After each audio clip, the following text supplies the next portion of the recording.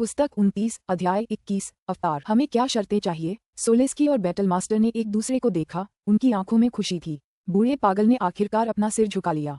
हम हजारों अराजकता चक्रों से लड़ रहे थे, अब उसने आखिरकार अपना सिर झुका लिया है। सोलेस्की आह भरने से खुद को रोक नहीं पाया।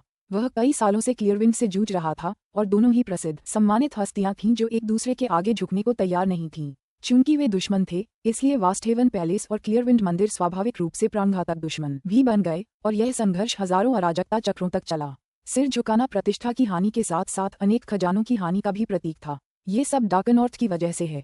बैटल मास्टर ने पास खड़ी जीनिंग की ओर देखा। सोलेस्की, मेरे दोस्त, सच कहूं तो क्या तुम्हें लगता है कि मैं कभी तुम्हारे आगे सिर झुकाऊंगा? दूर खड़े कुलपति क्लियरविंड ने, जो अभी भी अपने मंदिर में थे, अपना सिर हिलाया। बिल्कुल नामुमकिन, लेकिन तुम्हारे वास्तेवन महल को एक और अच्छा भाई मिल गया है। हालांकि मुझे इस डार्कनॉर्थ की अभी कोई चिंता नहीं है, फिर भी वह दूसरे चरण का एक डाउनलॉर्ड ही है। जल्द ही वह मुझसे आगे निकल जाएगा और तुम्हारा वास्तेवन महल उसके साथ साथ अनंत प्रदेशों में प्रसिद्ध हो जाएगा। सोलेस्की और बैटल मास्टर दोनों हंस पड़े। भविष्य में वास्तेवन महल की रक्षा एक अद्भुत डोलूट द्वारा की जाएगी, जो संभवतः अनंत सम्राटों को भी मार सकता है। ये स्पष्ट था कि निंग में ऐसी क्षमता थी। हालांकि क्लियरविंड, सोलेस्की और बैटल मास्टर को जरा भी अंदाजा नहीं था कि निंग असल में उससे कहीं ज्यादा खतरनाक था जितना वे उसे समझते थे। सच तो ये था कि निंग पहले चरण का एक डाउनलॉर्ड से ज्यादा कुछ नहीं था। तुम मेरी बहुत तारीफ करते हो, निंग ने कहा। बिल्कुल नहीं, मैं बस सच कह रहा हूँ, पैट्रियार्क क्लियरविंड ने कहा, फिर सोलेस्की की ओर देखा। आगे बढ़ो सोलेस्की, बताओ तुम क्या चाहते हो? क्लियरविंड, अगर तुम हमारे बीच की दुश्मनी सुलझाना चाहते हो तो मुझे कोई आपत्ति नहीं है, सोलेस्की ने कहा, लेकिन मेरी 3 शर्तें हैं। वास्टहेवन पैलेस और क्लियरविंड मंदिर के बीच बातचीत आधे दिन से ज्यादा चली। डाउनलॉर्ड सोलेस्की की शुरुआती मांगें वाकई बहुत ज्यादा थीं। अगर पैट्रियार्क क्लियरविंड अपनी सारी संपत्ति बेच भी देते तो भी यह पर्याप्त नहीं होता। मोलभाव इसी तरह होता था। एक पक्ष बहुत ऊंची कीमत मांगता था तो दूसरा पक्ष बहुत कम कीमत की पेशकश करता था। अंत में पैट्रियार्क क्लियरविंड ने 20 मिलियन क्यूब के बराबर खजाने का हर्जाना चुकाया। इस तरह दोनों के बीच का झगड़ा खत्म हो गया और दोनों पक्षों के डाउनलॉर्ड्स ने एक दूसरे को फिर कभी परेशान न करने की आजीवन शपथ ली। जब तक डाउनलॉर्ड्स ने लड़ाई नहीं की, तब तक उनके विश्व स्तरीय साधकों, बड़े देवताओं और पैतृक अमरों के बीच झगड़े मामूली मामलों से अधिक कुछ नहीं थे। लेकिन जाहिर है, निंग ने डाउनलॉर्ड ब्लेसविंड के सारे खजाने भी उससे छीन लिए और उससे अराजकता अमृत की लगभग आखिरी बूंद भी छीन ली। आखिरकार उस बेचारे को जिंदगी भर की कसम खानी पड़ी कि उसके पास अराजकता अमृत के 1 घन से भी कम खजाना बचा है। तभी निंग ने डाउनलॉर्ड ब्लेसविंड और बाकी बंदियों को वापस भेजने की इजाजत दी। वास्तेवेन महल में जी निंग, सोलेस्की, बैटल मास्टर और ब्राइटफिश सब इकट्ठे हुए थे। वे अमर शराब पी रहे थे और आपस में बातें कर रहे थे। हाँ, सिर्फ 20 मिलियन क्यूब, डाउनलॉर्ड सोलेस्की ने सिर हिलाया। मैं तो उसे कम से कम 50 मिलियन तक मारने की सोच रहा था। मुझे पता है कि उसके पास एक बेहद कीमती जीवन रक्षक खजाना है। सिर्फ उस खजाने की कीमत ही 50 मिलियन है। मैं बैटल मास्टर को दोषी मानता हूँ। तुम मुझे बार बार पीछे हटने के लिए कहते रहे, वरना मैं उसे इतनी आसानी से नहीं छोड़ता। तुम उस पर बहुत ज्यादा सख्ती कर रहे थे। डाउनलॉर्ड बैटल मास्टर ने अपने हाथों में लिए प्याले से शराब की चुस्की ली। वह बस डार्कनॉर्थ के भविष्य की संभावनाओं को लेकर चिंतित है। लेकिन सच तो ये है कि अभी हम उसका कुछ नहीं कर सकते। अगर तुमने उसे ज्यादा दबाया तो वह क्लियरविंड मंदिर खाली करना शुरू कर सकता है और हमारे लिए उसे ढूंढना नामुमकिन कर सकता है।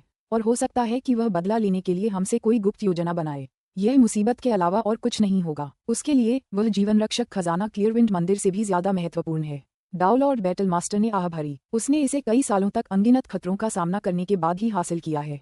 तुम उसे सौंपना चाहते हो? वह तो यही चाहेगा कि तुम क्लियरविंड मंदिर को मिटा दो। सोलेस्की को कुछ बार खांसी आई। शक्तिशाली साधक आमतौर पर अपनी संपत्ति गुप्त कलाएं या शक्तिशाली जादुई खजाने बनाने में खर्च करते थे। उनके लिए वास्तव में उन चीजों का दूसरों को व्यापार करना बहुत दुर्लभ था।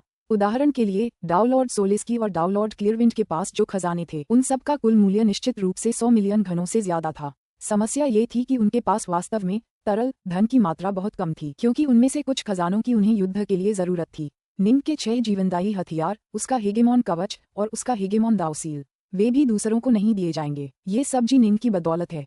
सोलेस्की ने निंग की ओर देखा। जी निंग, 20 मिलियन ले लो। ये कहते हुए उसने एक भंडार निंग की ओर उड़ा दिया। बिल्कुल नहीं। निंग बुरी तरह हैरान था। वह ये सब कैसे मान सकता था? तुम तो बस दूसरे चरण के डाउनलॉर्ड हो। भविष्य में तुम्हें और भी खजानों की जरूरत पड़ेगी। बस ले लो, डाउनलॉर्ड सोलेस्की ने आग्रह किया, लेकिन निंग ने दृढ़ता से मना कर दिया। पास खड़े बैटल मास्टर ने कहा, भाई डार्कनॉर्थ, तुम बिल्कुल नए डाउनलॉर्ड हो। तुम्हें अपना अवतार बनाने के लिए पैसे खर्च करने होंगे। एक आदर्श अवतार की कीमत अकेले ही लगभग 10 मिलियन क्यूब होगी। तुम्हें दूसरे क्षेत्रों में भी पैसे खर्च करने होंगे। बस इसे ले लो। निंग समझ गया कि ना कहना कोई विकल्प नहीं था। उसने कहा, तो फिर मैं अभी आधा ले लूंगा। अगर तुम मुझ पर दबाव डालती रहोगी तो मैं कुछ नहीं लूंगा। हाँ हाँ, ठीक है, ठीक है, ठीक है। सोलेस्की ने सिर हिलाया। हम तुम पर दबाव नहीं डालेंगे, ठीक है भाई ब्राइटफिश, तुम भी सेकंड सटिप के डॉलॉर्ड हो। 5 लाख ले लो बैटल मास्टर, बाकी तुम्हारा है। बड़े भाई, बैटल मास्टर ने तुरंत विरोध किया। यह जरूरी नहीं है बड़े भाई, आप ऐसा नहीं कर सकते। डाउलॉर्ड ब्राइटफिश ने तुरंत कहा, मेरा असली शरीर वेवशिफ्ट लोक में है। जैसे ही मुझे इससे अपनी जरूरत की चीजें मिल जाएंगी, मैं तुरंत अपना दावमज शुरू कर दूंगा। डाउलॉर्ड सोलेस्की ने सिर हिलाया। इससे कोई फर्क नहीं पड़ता कि मैं अपने दावमज में कामयाब होता हूँ या नाकाम, किसी भी हालत में ज्यादा खजाना मेरे लिए बेकार रहेगा। निंग, बैटल मास्टर और ब्राइटफिश सभी को लगा कि उनके दिल भारी हो गए हैं। सोलेस्की बाकियों से कहीं ज्यादा समय तक जीवित रहा था। वह अपने दावमज की तैयारी कर रहा था और सभी जानते थे कि यह उसके लिए मौत की सजा जैसा था। बहुत कम लोग इस प्रक्रिया में सफल हो पाए थे। आओ आओ और शराब पियो। अब जब वास्टहेवन पैलेस में डार्कनॉर्थ भी शामिल हो गया है, तो मैं अपने दावमज का सामना और भी ज्यादा आत्मविश्वास से कर सकता हूँ। डाउलॉर्ड सोलेस्की जोर से हंसा। और आज मेरे पुराने दुश्मन ने आखिरकार मेरे सामने अपना सिर झुका दिया। क्या ही अद्भुत एहसास है, ये किसी भी खजाने को पाने से बेहतर है। फिलहाल निंग ने अपने डार्कनॉर्थ एस्टेट में ही रहने और चुपचाप इसके अंदर प्रशिक्षण लेने का निर्णय लिया है। निंग ने पैट्रियार्क क्लियरविंड और डाउलॉर्ड ब्लेसविंड से कुल 13 मिलियन क्यूब का खजाना कमाया था। 10 मिलियन क्यूब का इस्तेमाल वह अपने लिए एक आदर्श अवतार बनाने के लिए उपयुक्त सामग्री खरीदने में करेगा। एक संपत्ति दुनिया के भीतर। वाह, ये बर्फीले अंधेरे से भरी दुनिया थी, एक ऐसी दुनिया जहां आसमान में बर्फीली हवाएं गरज रही थीं। इस संपत्ति जगत को भर देने वाली बर्फीली हवा एक काली गुफा से आ रही थी और गुफा के भीतर एक बर्फ से ढकी आकृति थी। उस आकृति के बगल में एक सफेद वस्त्रधारी युवक कमल मुद्रा में बैठा था। सफेद वस्त्रधारी आकृति के पूरे शरीर से एक अलौकिक शक्ति निकल रही थी जो बर्फ से ढकी आकृति में समा रही थी। समय धीरे धीरे बीतता गया। क्रैक क्रैक क्रैक, आकृति के चारों ओर बर्फ की परतें टूटने लगीं। धमाका, बर्फ टूट गई और पहले बर्फ में जकड़ी आकृति बाहर उड़ गई। उसका शरीर पूरी तरह से नग्न था और उससे अंतहीन बर्फ और ठंड का आभास निकल रहा था। उसका रूप जी निंग जैसा ही था। कुछ ही क्षणों बाद उसके शरीर पर सुनहरे कपड़ों की एक परत उभर आई। सुनहरे वस्त्र पहने निंग और सफेद वस्त्र पहने निंग ने एक दूसरे की ओर देखा। मेरा अवतार आखिरकार साकार हो गया है। अब इसमें मेरी पूरी शक्ति का 10वां हिस्सा है, बाकी तो समय की बात है। सफेद वस्त्रधारी निंग ने थोड़ा सिर हिलाया, फिर मुस्कुराया। साथ ही दाववादी अवतार, मुझे अभी आपको वास्तविक महल में रहने के लिए परेशान करना पड़ेगा। मैं स्वाभाविक रूप से आपके अनुरोध का पालन करूंगा। सच्चे शरीर। ये सुनहरे वस्त्र पहने निंग की प्रतिक्रिया थी। सच तो ये है कि दोनों की यादें और विचार एक जैसे थे। निंग के लिए यह एक मनोरंजक मनोरंजन से ज्यादा कुछ नहीं था। उसके अवतार में वही दाव था जो उसने खुद इस्तेमाल किया था। हालांकि उसमें नीला फूल वाली मुहर नहीं थी। निंग ने उसके अवतार को परख लिया था। वह ज्यादातर दिव्य क्षमताओं और गुप्त कलाओं का इस्तेमाल कर सकता था, लेकिन 9 अराजकता मुहरों का प्रशिक्षण लेने में वह असमर्थ था, चाहे कुछ भी हो जाए। जब मेरा अवतार हेगेमॉन की दिव्य क्षमता का उपयोग करता है तो वह अविश्वसनीय शक्ति भी प्राप्त कर लेता है। बस समस्या यह है कि वह इसे ज्यादा देर तक बनाए नहीं रख सकता। निंग ने अपना सिर हिलाया। खैर, चूंकि मेरा अवतार बन चुका है, इसलिए मेरे लिए वास्तवेन महल छोड़ने का समय आ गया है। निंग डाउलॉर्ड सोलेस्की से अकेले में मिलने गया। वास्तवेन पैलेस छोड़ रहे हो? कब जाने की योजना बना रहे हो? डाउलॉर्ड सोलेस्की को आश्चर्य नहीं हुआ। समय बर्बाद करने का कोई मतलब नहीं है, मैं कल चला जाऊंगा। निंग मुस्कुराया। डाउलॉर्ड सोलेस्की ने सिर हिलाया। आप विस्फोटक विकास के दौर से गुजरने वाले हैं। यह वाकई आपके लिए साहसिक कार्यों पर जाने का सबसे अच्छा समय है। लेकिन जब आप साहसिक कार्य कर रहे हो तो आपको सावधान रहना होगा, खासकर चौथे चरण के डाउलॉर्ड से। चौथे चरण के किसी भी डाउलॉर्ड को कम मत समझना। हो सकता है कि उनमें से किसी के पास कोई ऐसी क्षमता या दाव हो जो आपके दाव के बिल्कुल विपरीत हो। समझ गया। निंग ने सिर हिलाया। वह पैट्रियार्क क्लियरविंड से लड़ने सिर्फ इसलिए गया था क्योंकि उसे उस आदमी की शक्तियों की अच्छी समझ थी। बाहरी दुनिया में उसे कहीं ज्यादा सावधान रहना होगा। आखिरकार ऐसे डाउलॉर्ड्स भी थे जो प्रकाश की गति से 10 गुना अधिक तेज चल सकते थे। बड़े भाई, एक बात है जिसके बारे में मैं आपको परेशान करना चाहता हूँ, निंग ने कहा। हम भाई हैं, औपचारिकता निभाने की कोई जरूरत नहीं है। बस मुझे बता दो कि तुम्हें क्या चाहिए, डाउलॉर्ड सोलेस्की ने कहा। निंग ने कहा, मैं दाव गठबंधन के एक पवित्र शहर में जाना चाहता हूँ। अनंत प्रदेशों की 6 प्रमुख शक्तियों में दाव गठबंधन सबसे शक्तिशाली था। 99% प्रदेश दाव गठबंधन के नियंत्रण में थे। इसकी एकमात्र कमजोरी यह थी कि इसका शासन कड़ा नहीं था और यह एक बहुत ही ढीला ढाला संगठन था जिसमें कई प्राचीन एकांत प्रिय शक्तियां विचित्र स्वभाव वाली थीं। अगर दाव गठबंधन सचमुच एकजुट होता तो बाकी 5 संगठन उसका मुकाबला नहीं कर पाते। दाव गठबंधन बिल्कुल अथाह था। खजाने, दिव्य क्षमताएं, गुप्त कलाएं, दाव गठबंधन हर क्षेत्र में सर्वोच्च था। अनगिनत वर्षों में सम्राट हाथस्वॉर्ड और डाउलॉर्ड ओलगोर्ड जैसी कई हस्तियों ने दाव गठबंधन को अपनी विरासतें छोड़ी थीं। बात तो सही है, हम वास्तवेन पैलेस के महल स्वामी हैं, यानी हम दाव गठबंधन के सदस्य हैं। डाउलॉर्ड सोलेस्की ने सिर हिलाया। तुम्हें सचमुच दाव गठबंधन में जाकर हालात की जांच करनी चाहिए। पुस्तक 29 अध्याय 22 अग्रणी। दाव गठबंधन बहुत ज्यादा क्षेत्र में फैला हुआ है। इसमें कुल 8 पवित्र शहर हैं और इसका नेतृत्व दाव गठबंधन के अमर महल द्वारा किया जाता है। दाव लॉर्ड सोलेस्की ने कहा। दाव लॉर्ड आमतौर पर सबसे नजदीकी पवित्र शहर की ओर जाते हैं। इससे यात्रा बहुत आसान हो जाती है। जी निंग ने सिर हिलाया। हर शहर के बीच की दूरी बहुत ज्यादा थी और सफर कई खतरों से भरा था। एक पवित्र शहर से दूसरे पवित्र शहर तक इतने सारे इलाकों को पार करके शारीरिक रूप से सफर करना वाकई बहुत ज्यादा थका देने वाला था। हमारे सबसे नजदीकी पवित्र नगर, चूंकि तुम मुझसे थोड़ा तेज उड़ते हो तो तुम्हें लगभग 1000 साल में वहां पहुंचना चाहिए। दाव लॉर्ड सोलेस्की ने कहा। मैंने पहले ही वास्तविक महल में एक नए दाव लॉर्ड के शामिल होने की सूचना दाव गठबंधन को दे दी है। पवित्र नगर पहुंचने के बाद सबसे पहले दाव गठबंधन का पदक लेकर आओ, वरना पवित्र नगर में कई ऐसी जगहें होंगी जहां तुम प्रवेश नहीं कर पाओगे। समझ गया। निंग ने सिर हिलाया। दाव गठबंधन के दुश्मन थे, जैसे कि डार्क किंगडम। दाव गठबंधन में कई ऐसी जगहें थीं जहां बाहरी लोगों का प्रवेश वर्जित था। आप सभी 8 पवित्र नगरों में प्रवेश कर सकते हैं। हालांकि दाव गठबंधन का अमर महल ही हमारा असली केंद्र है। महल द्वारा आमंत्रित किए बिना किसी को भी प्रवेश की अनुमति नहीं है, तभी वे प्रवेश कर सकते हैं, दाव लॉर्ड सोलेस्की ने कहा। आमतौर पर चौथे चरण के काफी शक्तिशाली दाव लॉर्ड्स को निमंत्रण मिलने की अच्छी संभावना होती है। जी निंग, आपकी दुर्जयता को देखते हुए आपको भविष्य में भी निमंत्रण मिलना चाहिए।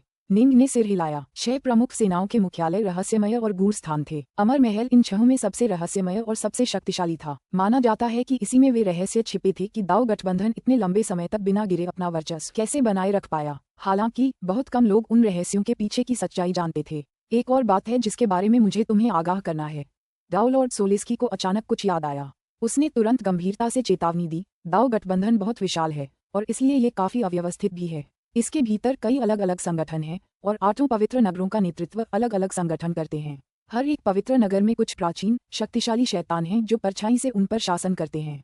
चाहे कुछ भी हो, तुम्हें खुद को दाव गठबंधन की आंतरिक लड़ाइयों में नहीं घसीटने देना चाहिए। मेरा अनुमान है, एक बार तुम्हारी असली शक्ति प्रकट हो जाने पर वे निश्चित रूप से तुम्हारे जैसे प्रतिभाशाली व्यक्ति को अपने साथ शामिल करने की कोशिश करेंगे। 8 पवित्र नगरों का संबंध अलग अलग संगठनों से है। निंग हैरान था। तो कम से कम 8 अलग अलग प्रतिस्पर्धी शाखाएं तो हैं। दरअसल 9 मुख्य संगठन हैं, कई छोटे संगठन भी हैं। संक्षेप में कहें तो दाव गठबंधन अविश्वसनीय रूप से अराजक है, दाव लॉर्ड सोलेस्की ने कहा। माना जाता है कि इसमें अमर महल के कुछ सबसे गहरे रहस्य शामिल हैं। मेरे और बैटल मास्टर जैसे चौथे चरण के दाव लॉर्ड इन मामलों में शामिल होने की कभी हिम्मत नहीं करेंगे। केवल वे पुराने संकी और कुछ सचमुच अलौकिक दाव लॉर्ड ही इसमें शामिल होने का साहस कर सकते हैं। अगर आप इसमें शामिल होना भी चाहते हैं तो आपको खुद चौथे चरण का दाव लॉर्ड बनने के बाद ही ऐसा करना चाहिए, अन्यथा आप बिना ये जाने ही मर जाएंगे कि क्या हो रहा है। दाव गठबंधन के भीतर 6 गृहयुद्ध कहीं और से कहीं ज्यादा भयंकर हैं। निंग अवाक रह गया। दाव गठबंधन के भीतर गृह युद्ध इतने उन्मादी होने का कारण वास्तव में ये था कि अंतहीन प्रदेशों में अन्य 5 प्रमुख ताकतें बहुत कमजोर थीं। वे कभी कभी दाव गठबंधन के खिलाफ कुछ उत्तेजक कार्रवाई कर सकते थे, लेकिन वे कभी भी बड़े पैमाने पर युद्ध शुरू करने की हिम्मत नहीं कर सकते थे। फुश, एक जहाज आदिकालीन अराजकता के अंतरिक्ष में उड़ रहा था। उस उड़ते हुए जहाज के ऊपर सू यूजी, दाव लॉर्ड पिलसेंट और सफेद वस्त्रधारी जी निंग सवार थे। वे पहले ही वास्तविक पैलेस से प्रस्थान कर चुके थे और एक और भी बड़ी यात्रा पर निकल पड़े थे। गुरुजी, ये पवित्र शहर का रास्ता तो नहीं लगता? पिलसेंट हैरान था। हम पहले एक चक्कर लगाएंगे, हम पहले मेरे वतन जाएंगे। निंग मुस्कुराया। वह ज्यादा दूर नहीं है, उसके बाद हम दाव गठबंधन के पवित्र शहर जाएंगे। तुम्हारी मातृभूमि? सू यूजी उत्सुक थी। वह कहाँ है? वहाँ पहुँचकर तुम्हें पता चल जाएगा। निंग हंसा। लेकिन तुम्हें दूसरों को ये बताने की इजाजत नहीं है कि मेरा वतन कहाँ है। समझ गया, सू यूजी और पिलसेंट दोनों ने कहा। निंग ने सिर हिलाया। निकटतम पवित्र नगर तक पहुंचने में उसे 1000 साल लगेंगे। तुलना करें तो उसकी वर्तमान गति को देखते हुए त्रिलोक वापस जाने में केवल 1 शताब्दी लगेगी। मास्टर और विनफिएंड अपनी सफलताओं के बाद तीनों लोगों को छोड़ने की योजना बना रहे हैं।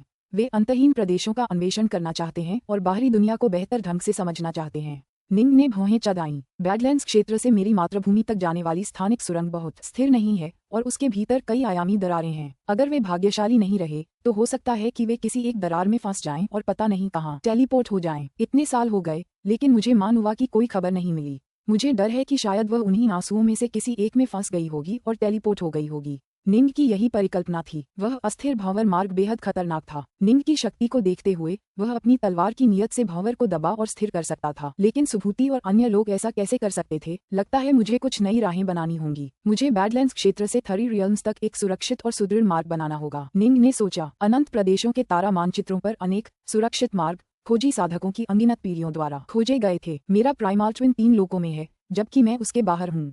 मैं उसकी कठिन स्थिति भांप सकता हूँ, निंग ने मन ही मन सोचा। अगर मैं आगे बढ़ता रहा तो देर सबेर मैं वहां पहुंच ही जाऊंगा, और मैंने जो रास्ता साफ किया है वह भविष्य के यात्रियों के लिए सुरक्षित होगा।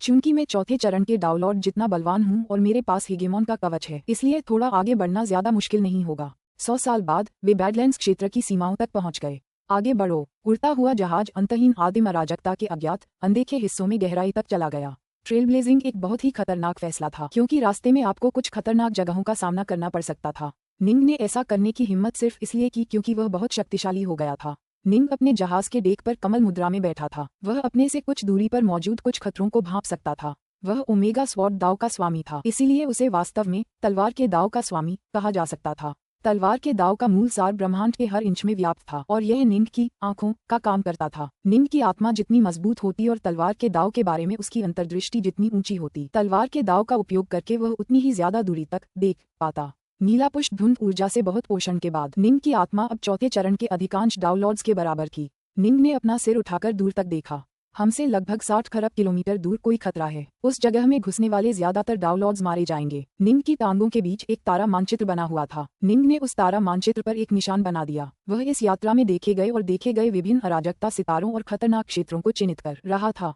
इस तरह इस मानचित्र का उपयोग करने वालों को खो जाने की चिंता नहीं होगी। बैडलैंड्स क्षेत्र से 3 लोगों तक की यात्रा काफी लंबी थी। इस यात्रा में 300 साल से भी ज्यादा लग गए, लेकिन रास्ते में निंग को सिर्फ एक ही जगह पर बहुत खतरा महसूस हुआ। बाकी जगहों पर थोड़ी सतर्कता ही काफी थी, लेकिन जाहिर है ये सिर्फ निंग जैसे लोगों के लिए ही सच था। विश्व स्तरीय साधकों के लिए वे सभी जगहें मौत के जाल जैसी थीं। हाँ, हम लगभग पहुंच ही गए हैं। हम 3 लोगों तक पहुंचने वाले हैं। निंग को आभास हो गया कि उसका प्राइमल ट्विन अब काफी करीब आ गया है, और उसने मुस्कुराते हुए कहा, हमें बस कुछ ही दशकों में वहां पहुंच जाना चाहिए। एक सुरक्षित मार्ग बनाने से तीनों लोगों के सदस्यों को आने वाले अनगिनत वर्षों तक लाभ होगा। जब तक यह मार्ग गुप्त रखा जाएगा, बाहरी लोगों को ये पता नहीं चलेगा कि तीनों लोगों में सुरक्षित रूप से कैसे प्रवेश किया जाए और कैसे बाहर निकला जाए। चौथे चरण के डाउनलॉर्ड्स के पास भी तीनों लोगों का आसानी से पता लगाने का कोई तरीका नहीं होगा। निंग केवल अपने प्राइमल ट्विन की बदौलत ही यह कर पाया, जो उसके लिए एक मार्गदर्शक के रूप में काम कर रहा था। वह हर समय अपने प्राइमल ट्विन की स्थिति का एहसास कर सकता था। इस प्रकार यह सुनिश्चित करता था कि वह खो न जाए। गुरुजी, पिछले 300 सालों में हमने कई खतरनाक इलाके खोजे हैं। सू यूजी खुद को यह मुद्दा उठाए बिना नहीं रह सकी। आपके वतन के आसपास का इलाका थोड़ा ज्यादा खतरनाक है ना? हाँ, ये काफी खतरनाक है। निंग ने सिर हिलाया। उसे भी लगा कि तीनों लोगों के आसपास खतरनाक इलाकों का घनत्व असामान्य रूप से ज्यादा है। ब्रह्मांड विशाल और रहस्यमय है। सब कुछ संभव है। निंग मुस्कुराया। कुछ ही क्षणों बाद उसका चेहरा अचानक पीला पड़ गया और उसके चेहरे पर एक अजीब सी झलक दिखाई दी। निंग एक निश्चित दिशा में घूरने के लिए मुड़ा। मास्टर, सू यूजी और पिलसेंट दोनों ने देखा कि निंग के साथ कुछ गड़बड़ है। निंग बस दूर तक गौर से देखता रहा, और उसके माथे पर सचमुच नीले फूल की मुहर की आकृतियां उभर आईं। नीले फूल की मुहर उस समय किसी दूर के स्थान से प्रतिध्वनित हो रही थी। यहाँ तक कि उसके शरीर का नीला फूल वाला क्षेत्र भी प्रतिध्वनित हो रहा था। वास्तव में किसी चीज ने नीला फूल मुहर के साथ प्रतिध्वनि पैदा कर दी। निंग हैरान और घबराया हुआ था। उसे कई भाग्यशाली उपकारकों का सामना करना पड़ा था, जैसे कि गोलियों का आदर्श और सर्वशक्तिमान ब्राइट शो हेगेमॉन। दोनों ही हेगेमॉन स्तर के व्यक्ति थे। उसे तलवार के दाव के दिवंगत हेगेमॉन की विरासत भी मिली थी। अब तक निंग एक बहुत अनुभवी व्यक्ति बन चुका था, लेकिन 9 अराजकता मोहरें, उसका नीला फूल क्षेत्र और उससे उत्पन्न नीला फूल धुंध ऊर्जा, ये सब निंग की समझ से पूरी तरह बाहर थे। इसके अलावा ताओवादी 3 पवित्रताओं ने ही 3 लोगों के बाहर तैरती 9 अराजकता मोहरों की खोज की थी। इस पूरे समय निंग को यकीन था कि तीनों लोगों के आसपास की आदिम अराजकता में कई रहस्य छिपे होंगे। फिर भी इतने सालों में वह उन्हें खोज नहीं पाया था। लेकिन अब जब वह 3 लोगों के लिए मार्ग प्रशस्त कर रहा था, तो उसका सामना कुछ ऐसी चीज से हुआ जो उसकी नीली फूल वाली मुहर से मेल खाती थी। चलो वहां जाकर देखते हैं, निंग ने कहा। झट उड़ता हुआ जहाज उस दिशा में उड़ने लगा जहां से प्रतिध्वनि आ रही थी। क्या बात है गुरुजी? सू यूजी पूछे बिना नहीं रह सके। इस क्षण से तुम दोनों को मेरी हर बात माननी होगी। निंग के चेहरे पर गंभीरता थी। वे जैसे जैसे उस जगह के करीब पहुंचते गए, उसकी नीली फूल वाली मुहर के साथ उनकी प्रतिध्वनि उतनी ही तेज होती गई। कुछ दर्जन दिनों की उड़ान के बाद आसपास के क्षेत्र की आदिम अराजकता पूरी तरह से गायब हो गई और शुद्ध अनादि अंतरिक्ष का एक टुकड़ा प्रकट हुआ। अंतरिक्ष के इस क्षेत्र में बिल्कुल भी ऊर्जा नहीं थी। वास्तव में तलवार के ताव के सार्वभौमिक प्रधान सार की शक्ति भी दबा दी गई थी और इस क्षेत्र में प्रवेश करने में असमर्थ हो गई थी। और केवल तलवार का ताव ही नहीं, अन्य कोई भी सार्वभौमिक प्रधान सार इस स्थान में प्रवेश करने में सक्षम नहीं था। क्या वो? निंग अपने सामने फैले विशाल खाली स्थान को घूर रहा था। वह पूरी तरह से शुद्ध और निर्मल था, और उसके बिल्कुल अंत में उसे एक सुनहरी धुंध दिखाई दे रही थी। उस सुनहरी धुंध को देखकर निंग को अचानक एक अविश्वसनीय खतरे का आभास हुआ। यूजी, पिलसेंट, तुम दोनों को यहीं रुकना होगा और पास मत आना, निंग चिल्लाया। पुस्तक 29 अध्याय 23 डीलक्स हेलगोल्ड। गुरुजी, पिलसेंट और सू यूजी दोनों घबरा गए। आगे का क्षेत्र शुद्ध अंतरिक्ष का एक क्षेत्र था जहाँ कुछ भी नहीं था, यहाँ तक कि ब्रह्मांड के प्रमुख सार भी वहाँ प्रभाव नहीं रखते थे। फिर भी जब उन्होंने उस शुद्ध अंतरिक्ष को देखा तो दोनों की आत्माएं भय से कांप उठीं। उन्हें लग रहा था कि अगर वे उस जगह में घुस गए तो उनकी मृत्यु लगभग निश्चित है। गुरुजी, मुझे लग रहा है कि यह कोई साधारण जगह नहीं है। जल्दबाजी में अंदर मत आइए, सू यूजी ने तुरंत कहा। गुरुजी, आपको पहले इसे परखने का कोई तरीका ढूंढना चाहिए, उसके बाद ही इसमें प्रवेश करना चाहिए, पिलसेंट ने सहमति जताई। जी निंग ने सामने की ओर देखा, उसके चेहरे पर गंभीरता का भाव था। उसे अपनी क्षमताओं पर पूरा भरोसा था कि वह पैट्रियार्क किरविन जैसे लोगों से भी निपट सकता है। हालांकि उसके सामने का खाली शुद्ध अंतरिक्ष का मैदान कुछ खास लग रहा था। उसे यकीन था कि यह उसके लिए कोई खास खतरा नहीं था, लेकिन सुनहरी धुंध का वह क्षेत्र, उसका अवचेतन मन खतरे की चीखें निकाल रहा था। निंग जानता था कि सुनहरी धुंध की गहराई में कुछ ऐसा जरूर होगा जो बेहद खतरनाक होगा।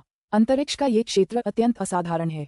इसने सभी तकनीकों और मंत्रों को दूर रखा है, यहाँ तक कि ब्रह्मांड के प्रमुख तत्व भी इस जगह से बचते हैं, निंग ने कहा।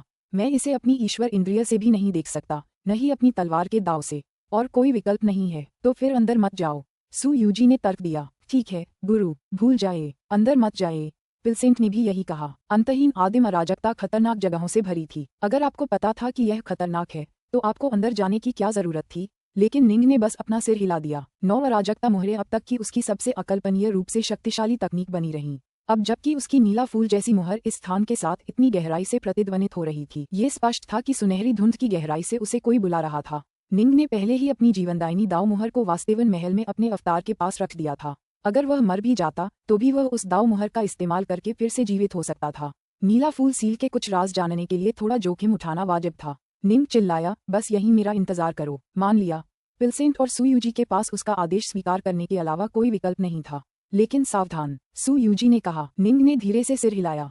कुछ ही क्षणों बाद उसके आसपास गहरे सुनहरे रंग की बिजली और बर्फीले सफेद पानी से बना एक भंवर सा संसार प्रकट हुआ। झपट्टा, निंग उस शुद्ध अंतरिक्ष के क्षेत्र में कदम रख दिया और उसके आसपास 10,000 किलोमीटर तक फैली हर चीज उस बिजली बर्फ के भंवर में खींच गई। फुश फुश फुश। जैसे ही वह उस क्षेत्र में दाखिल हुआ, अदृश्य ऊर्जा की एक धारा तुरंत निंग की ओर बह निकली। अदृश्य ऊर्जा का ये प्रवाह उस खाली क्षेत्र में हर समय बह रहा था। ये लगभग क्षणभंगुर लग रहा था क्योंकि यह सीधे बिजली पानी के भंवर लोक से गुजरा और फिर निंग के शरीर से टकराया। यह निंग के हेगेमॉन कवच को बमुश्किल पार कर पाया, लेकिन इस प्रक्रिया में यह नाटकीय रूप से कमजोर हो गया। फिर यह निंग की आत्मा से टकराया, लेकिन निंग की आत्मा बिल्कुल स्थिर रही। ऐसा लगा जैसे कोई हल्की हवा उसके ऊपर बह गई हो। सीधा आत्मा पर हमला। निंग इस बात से काफी सतर्क था। उसने तुरंत अपना सिर पीछे की ओर घुमाया और चाहा कि उसका बिजली पानी का भंवर सा संसार फैल जाए और सू यूजी और पिलसेंट को अपने भीतर संभाले। चाहे कुछ भी हो, इस खाली जगह में प्रवेश मत करना। इसमें एक व्यापक शक्ति है जो सीधे तुम्हारी आत्मा पर हमला करेगी। पहले चरण के साधारण डाउनलोड इस तरह के हमले को सहन नहीं कर पाएंगे। निंग की आवाज सू यूजी और पिलसेंट के आसपास के क्षेत्र में गूंज उठी।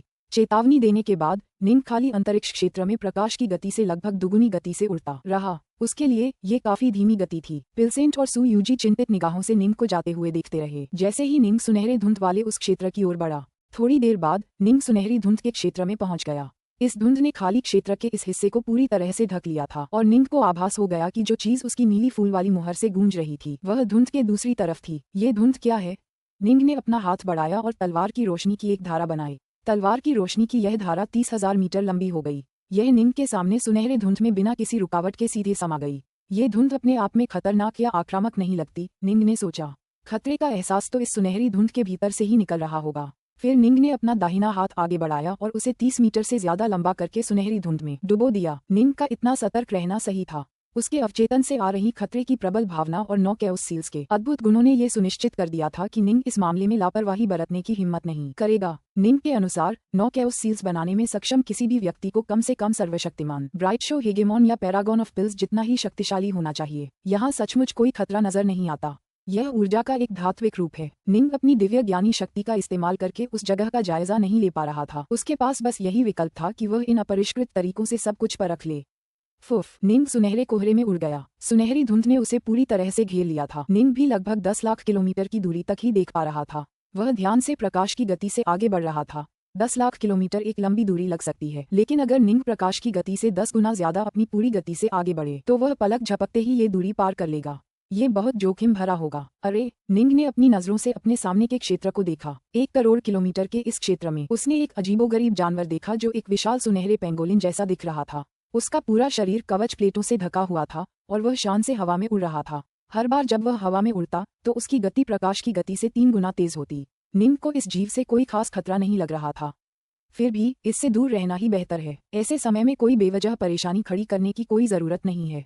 बस एक विचार के साथ निंग अचानक पूरी तरह से गायब हो गया।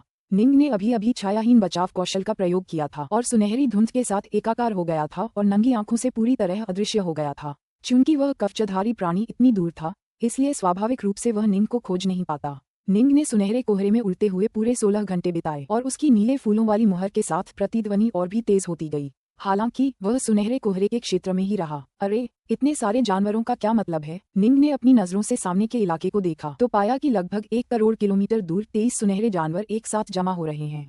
कुछ बड़े थे, कुछ छोटे, लेकिन सभी ने निंग को खतरे का आभास कराया।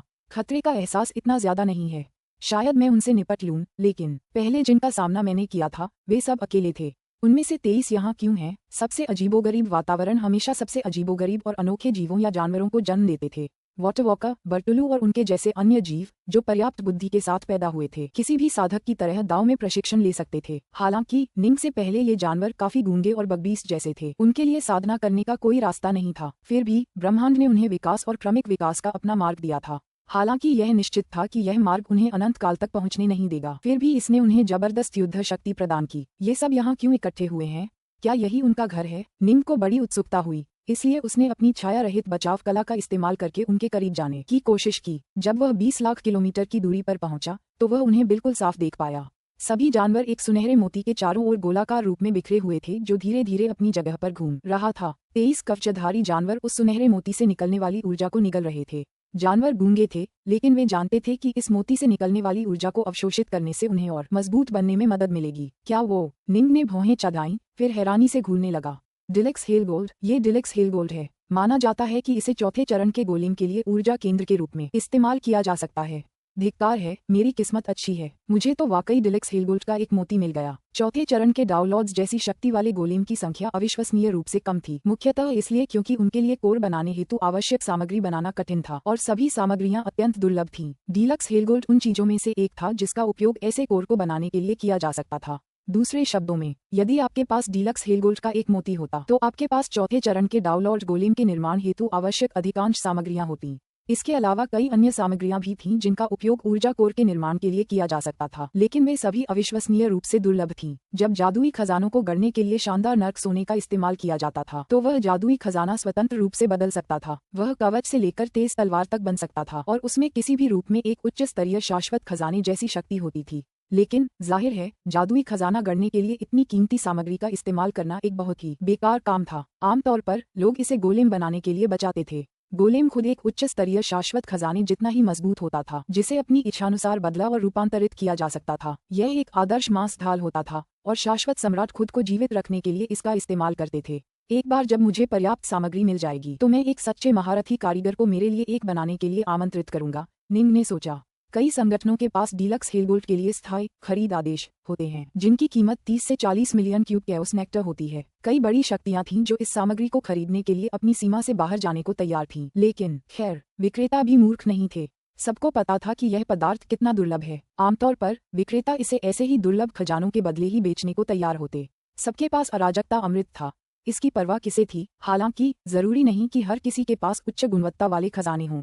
कुछ अनोखे खजाने तो और कहीं मिल ही नहीं सकते। अगर निंग को यह शानदार नर्क सोना मिल जाता तो वह उसे कुछ ऐसे खजानों के बदले में बेच सकता था जो उसके लिए वाकई उपयोगी होते। ये ऐसे खजाने थे जिन्हें लोग आमतौर पर अराजकता अमृत के बदले देने को तैयार नहीं होते, जब तक कि निंग बाजार मूल्य से 2 या 3 गुना ज्यादा देने को तैयार न हो। मुझे अभी भी अपनी नीला फूल वाली मुहर से गूंज का स्रोत नहीं मिला है, लेकिन मुझे शानदार नर्क सोने का एक मोती जरूर मिल गया है। निंग काफी उत्साहित था। बस एक ही समस्या है कि यह उन 23 जानवरों से घिरा हुआ है। पुस्तक 29, अध्याय 24, जड़ से उखाड़ा गया। निंग ने दूर खड़े 23 जानवरों को घूरा, उसकी आंखें थोड़ी सिकुड़ गईं। मार डालो। निंग जरा भी नहीं हिचकिचाया। वह तुरंत चुपचाप उन जानवरों के पास जाने लगा। कोई भी बड़ी ताकत वही फैसला लेती जो उसने अभी लिया था, क्योंकि कोई मूर्ख ही डिलक्स हेलगोल्ड जैसे खजाने को पाने का मौका बिना सोचे समझे छोड़ देगा। ये समझना जरूरी है कि मृत तलवार हेगेमोन ने भी निंग के लिए सिर्फ 50 लाख क्यूब कैओस नेक्टर ही छोड़ा था, जो डिलक्स हेलगोल्ड की कीमत से ज्यादा नहीं था। ये शानदार नर्क स्वर्ण मोती अनंत रक्त से भी कहीं अधिक मूल्यवान था। फुसफुसाहट। निंग ने छायाहीन बचाव कौशल का इस्तेमाल किया और चुपके से आगे बढ़ता रहा। 10 lakh kilometre. 5 lakh kilometre, 3 lakh kilometre. नरक के सोने से ऊर्जा सोख रहे कवचधारी जीवों में शारीरिक रूप से सबसे बड़ा सदस्य अचानक निंग की ओर देखने लगा। उसकी गहरी आंखों में क्रोध की झलक दिखाई दी। कुछ ही क्षणों बाद उसने एक भयंकर दहाड़ लगाई। रा उसकी दहाड़ कानों को चीर देने वाली थी और आसमान को चीरती हुई स्वर्ग को नष्ट करने वाली ऊर्जा की अनगिनत धारियां सीधे निंग की ओर बहने लगीं। लगता है मुझे खोज लिया गया है, हमला करो। निंग की गति अचानक बढ़ गई और वह प्रकाश की गति से 10 गुना तेज चलने लगा और उसके शरीर से गहरे सुनहरे रंग की बिजली और बर्फीले सफेद पानी की धारियां फूट पड़ीं। पानी और बिजली का एक अद्भुत भंवर सा संसार तुरंत उसके सामने प्रकट हो गया, जिसमें सभी अजीबोगरीब जानवर समा गए। बूम बूम बूम, ऐसा लगा जैसे पत्थर टूटकर टूट रहे हों। 11 छोटे जानवरों के शरीर पर विस्फोट के निशान दिखाई दिए और उनके कवच जैसे शरीर फट गए। कुछ ही क्षणों बाद वे गायब हो गए और उनके शरीर धूल में बदल गए। निंग के पहले वार से ही 23 जानवरों में से लगभग आधे मर गए थे। आक्रमणकारी को मार डालो, सबसे बड़े जानवर ने उन्मत्त चीख मारी, जबकि अन्य कवचधारी जानवर भी निंग की ओर उग्रता से टूट पड़े। खड़खड़ाहट, खड़खड़ाहट। निंग ने तुरंत 3 सिर 6 भुजाएं सक्रिय कर दी। उसने अपने हाथों में 6 उत्तर धनुष तलवारें लहराईं और झुंड में आ रहे जानवरों के कई वार रोक दिए। उनके हमलों को रोकते हुए निंग को अपने शरीर में अजीब भेदने वाली शक्ति की कई धाराएं महसूस हुईं। ये शक्ति हेगेमॉन के कवच को चीरती हुई उसके शरीर में और भी गहराई तक पहुंच गई, जिससे वह सुन्न सा महसूस करने लगा। क्या अजीब हमला है। हेगेमॉन कवच की सुरक्षा के बावजूद मैं अभी भी थोड़ा सुन्न महसूस कर रहा हूँ। अगर मैं चौथे चरण का एक साधारण डाउनलॉर्ड होता तो शायद यहीं मर जाता। निंग थोड़ा शांत हुआ। अलग अलग वातावरण में रहने वाले अलग अलग जानवरों के हमले अलग अलग होते हैं। कुछ भयानक मायावी शक्तियों के साथ पैदा हुए थे, जबकि अन्य संरचनाओं में अद्भुत कौशल के साथ पैदा हुए थे। कुछ इतनी तेज गति से चलने में सक्षम थे कि वे प्रकाश की गति से 100 गुना तेज गति से हमला कर सकते थे। अगर निंग का सामना किसी ऐसे जानवर से होता जिसकी शक्तियां उसकी शक्तियों के बिल्कुल विपरीत होती, तो वह गंभीर संकट में पड़ जाता। हालांकि उससे पहले के कवचधारी जानवरों के हमले बहुत ही अजीब थे। निंग को उन जैसे जीवों से बिल्कुल भी डर नहीं लगता था। उसके पास हेगेमॉन कवच था और उसका शरीर एक निम्न श्रेणी के अनंत हथियार के बराबर था। सीधे हमलों से उसे नुकसान पहुंचाना बेहद मुश्किल था। मार डालो। निंग की तलवार कला रहस्यमय और गहन थी, इन कवचधारी जानवरों के स्तर से कहीं ऊपर। वार। तलवार की रोशनी चमकी और एक कवचधारी जानवर के सिर को भेदती हुई अंदर घुस गई। कुछ ही पल बाद उसका सिर फट गया और उसके अंदर के अंग धूल में मिल गए। वार वार वार। निंग की तलवार अविश्वसनीय रूप से तेज थी और उसके ओमेगा स्वॉर्ड दाव की रक्त बूंद मुद्रा में जबरदस्त भेदन शक्ति थी। कवचधारी जानवर निंग के बिजली पानी के भंवर लोक को झेलने में सक्षम थे, लेकिन वे निंग की तलवार का सामना नहीं कर पाए। जल्द ही हवा में केवल 3 जानवर ही बचे। ये 3 सबसे बड़े जानवर थे और उनके कवच भी सबसे मजबूत थे, इतने मजबूत कि निंग की तलवार भी उन्हें भेद नहीं पा रही थी। आक्रमणकारी, घृणित आक्रमणकारी। तीनों सबसे शक्तिशाली कवचधारी जानवर अपने साथियों की मौत से पूरी तरह क्रोधित हो गए। उन्होंने पहले से भी ज्यादा भयंकर हमला किया और हर बार जब निंग उनसे भिड़ता तो उसे लगता कि उसकी भेदक शक्ति उसके शरीर में समा रही है। निंग ने अचानक अपनी 5 तलवारें रख दी, सिर्फ एक ही बची। उसके 6 हाथों ने उस एक तलवार को कसकर पकड़ लिया और उसे हवा में ऊंचा उठाया। फिर उससे एक जोरदार वार किया। इस वार की गति गिरते पत्ते जितनी धीमी और बिजली की चमक जितनी तेज लग रही थी। तेजी से असीम शक्ति जमा होने लगी, जिससे ऐसा लग रहा था जैसे कोई ज्वालामुखी फटने ही वाला हो। धमाका। निंग की तलवार सीधे वार करने वाली लग रही थी, लेकिन असल में वह एक अप्रत्याशित चाप में फड़फड़ाती हुई उन कवचधारी जानवरों के पिंजों के पास से गुजरी और फिर उनमें से एक के सिर पर वार कर दिया। निंग इस बात का फायदा उठा रहा था कि इन जानवरों की समझ और तकनीक का स्तर कम था। अगर वह पैट्रियार्क क्लियरविंड जैसे चौथे चरण के डाउनलॉर्ड से लड़ रहा होता तो क्लियरविंड निंग के सबसे तेज हमले को भी रोक सकता था। एक धीमी गड़गड़ाहट जैसी ध्वनि हुई और कवचधारी पशु का शरीर कांप उठा। हालांकि उसके आंतरिक अंग बहुत मजबूत थे, अंततः उनकी तुलना उस साधक के अंगों से नहीं की जा सकती थी जिसने किसी सुरक्षात्मक दिव्य क्षमता का प्रशिक्षण लिया हो। साधकों के लिए उनके शरीर के हर अंग की शक्ति और सहनशक्ति एक समान थी। जहां तक इन कवचधारी पशुओं की बात है, उनके कवच अविश्वसनीय रूप से मजबूत थे, लेकिन आंतरिक अंग कुछ ज्यादा नाजुक थे। निंग की तलवार के सबसे शक्तिशाली प्रहार से उस जीव के अंग चूर चूर हो गए और वह वहीं मर गया।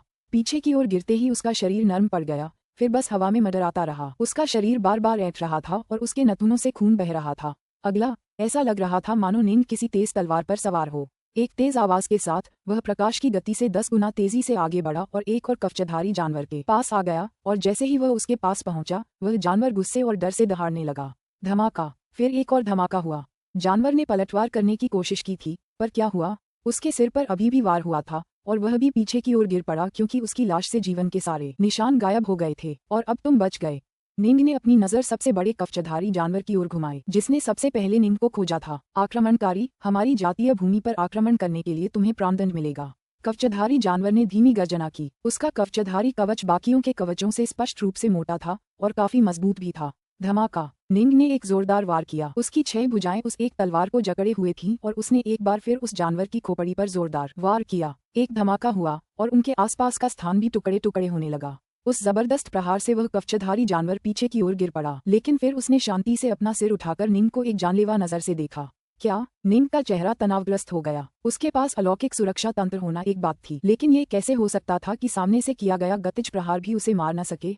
फुफकार। कवचधारी जानवर एक बार फिर आगे बढ़ा। उसकी पूंछ सीधे निंग की ओर बढ़ रही थी। निंग ने एक बार फिर अपनी सभी 6 उत्तरधनुष तलवारें लहराईं और अपनी पूरी गति से आगे बढ़ते हुए अपने बिजली पानी के भंवर लोक का इस्तेमाल करके अपने दुश्मन को रोक लिया। स्लैश, क्लैंग, बूम, कान फाड़ देने वाली चीखें, धीमी गड़गड़ाहट, हल्की सांसें। निंग जब सबसे बड़े कवचधारी जानवर से भीषण युद्ध कर रहा था तो उनके आसपास की जगह बार बार फट रही थी और फिर से बन रही थी, जिससे तरह तरह की आवाजें निकल रही थीं। फुफ। तलवार की रोशनी की 2 धारियां लगभग लचीली रस्सियों की तरह निकलीं और तेजी से उस कवचधारी जानवर के चारों ओर बेड़ियों की कई परतों से लिपट गईं। नहीं, नहीं, कवचधारी जानवर पूरी तरह से बंधा हुआ था। उसने तुरंत छूटने की कोशिश की, लेकिन कोई फायदा नहीं हुआ। अगर तुम इससे आजाद हो जाओ तो मैं भी खुद पर हंसूंगा, निंग ने मुस्कुराते हुए कहा। लगता है इस तरह के पागल जानवरों से निपटने के लिए नर्म तरीके ज्यादा उपयुक्त हैं। निंग ने इस जानवर को बांधने के लिए वाकई नॉर्थबो तलवारों का इस्तेमाल किया था। उत्तरधनुष तलवारें स्वयं सम्राट गोनफ्लेम द्वारा निंग के लिए गढ़ी गई थीं और वे जीवनदायिनी हथियार थे जो तलवार के दाव के सभी पहलुओं के लिए उपयुक्त थे। वे क्रूर हो सकते थे, कपटी हो सकते थे, अप्रत्याशित हो सकते थे, और अपनी युद्ध शैली में वे कठोर और नर्म दोनों हो सकते थे। वे भारी तलवार की तरह प्रहार करने में कठोर हो सकते थे या चाबुक की तरह प्रहार करने में नर्म हो सकते थे। उत्तरधनुष तलवारों का यही स्वभाव था। यहाँ आओ। निंग ने एक लौकी निकाली, फिर उसका प्लग खोला। फुफ। फौरन दहाड़ता और संघर्ष करता हुआ कवचधारी जानवर लौकी की ओर उड़ता हुआ खींचा चला आया। कुछ ही क्षणों बाद लौकी से तलवार की रोशनी की 2 धारियां निकलकर निंग की पीठ पर लगे म्यान में जा गिरीं। निंग ने फिर हाथ हिलाया और बाकी कवचधारी जानवरों के शव भी इकट्ठा कर लिए। जाहिर है उनके खोलों का इस्तेमाल निर्माण के पुर्जों के रूप में किया जा सकता था। आखिरकार हो ही गया। निंग ने राहत की सांस ली। यह एक त्वरित जीत लग सकती थी, लेकिन निंग ने इस लड़ाई को जीतने के लिए अपने सभी उपलब्ध हथियार पहले ही इस्तेमाल कर लिए थे। डिलेक्स हेलगोल्ड। निंग ने अपनी नजर उस डिलेक्स हेलगोल्ड के मोती की ओर घुमाई। यही तो वह असल में चाहता था। निंग आगे बढ़ा, अपने दाहिने हाथ से उस मोती को पकड़ लिया, फिर उसे खींचा। Clack clack clack. उसके आसपास के क्षेत्र में स्वर्ण ऊर्जा के अनगिनत धागे कांपने लगे, मानो उस शानदार नर्क स्वर्ण से अदृश्य रस्सियां जुड़ी हुई हों जो उसे हटने से रोक रही हों। क्या हो रहा है? निंग ने घूरकर देखा, फिर उसे एक और झटका दिया। एक बार फिर शानदार नर्क का सोना जड़वत और अचल सा लगने लगा। उसके चारों ओर करोड़ों किलोमीटर तक फैली सुनहरी धुंध एक बार फिर कांपने लगी। निंग के खींचने बंद करने के बाद ही सुनहरी धुंध सामान्य हुई। लगता है ये सुनहरी धुंध डीलक्स हेलगोल्ड से जुड़ी है। अब जब निंग को ये संबंध समझ आ गया तो उसने आखिरी बार पूरी ताकत से उसे खींचा। धमाका। एक जोरदार धमाका हुआ और शानदार नर्क सोने का मोती फटकर निंग के हाथ में आ गया। निंग ने उसे तुरंत अपनी संपत्ति दुनिया में रख लिया। गड़गड़ाहट। सुनहरी धुंध की अंतहीन मात्रा अचानक ही एक निश्चित दिशा की ओर तेजी से उमड़ने लगी और धीरे धीरे कम होती गई, जब तक कि वह पूरी तरह से गायब नहीं हो गई। जल्द ही निंग के आसपास का इलाका पूरी तरह से निर्मल हो गया। सुनहरी धुंध का नामोनिशान तक नहीं बचा। निंग विस्मय से अपने आसपास का नजारा देख रहा था। उसके आसपास 10 अरब किलोमीटर की दूरी तक सुनहरी धुंध गायब हो चुकी थी। 10 अरब किलोमीटर के दायरे के बाहर ही सुनहरी धुंध का कुछ और हिस्सा दिखाई दे रहा था। निंग ने तुरंत उस दिशा की ओर देखा जहां नीले फूल वाली मोहर के साथ प्रतिध्वनि हो रही थी। अरबों किलोमीटर दूर उस सुनहरी धुंध में निंग को किसी विशाल आकृति का धुंधला सा आभास हुआ जो किसी जायदाद जैसी दिख रही थी। एक संपत्ति। निंग की आंखें चमक उठीं। 10 अरब किलोमीटर तक का इलाका अब सुनहरी धुंध से पूरी तरह साफ हो गया था।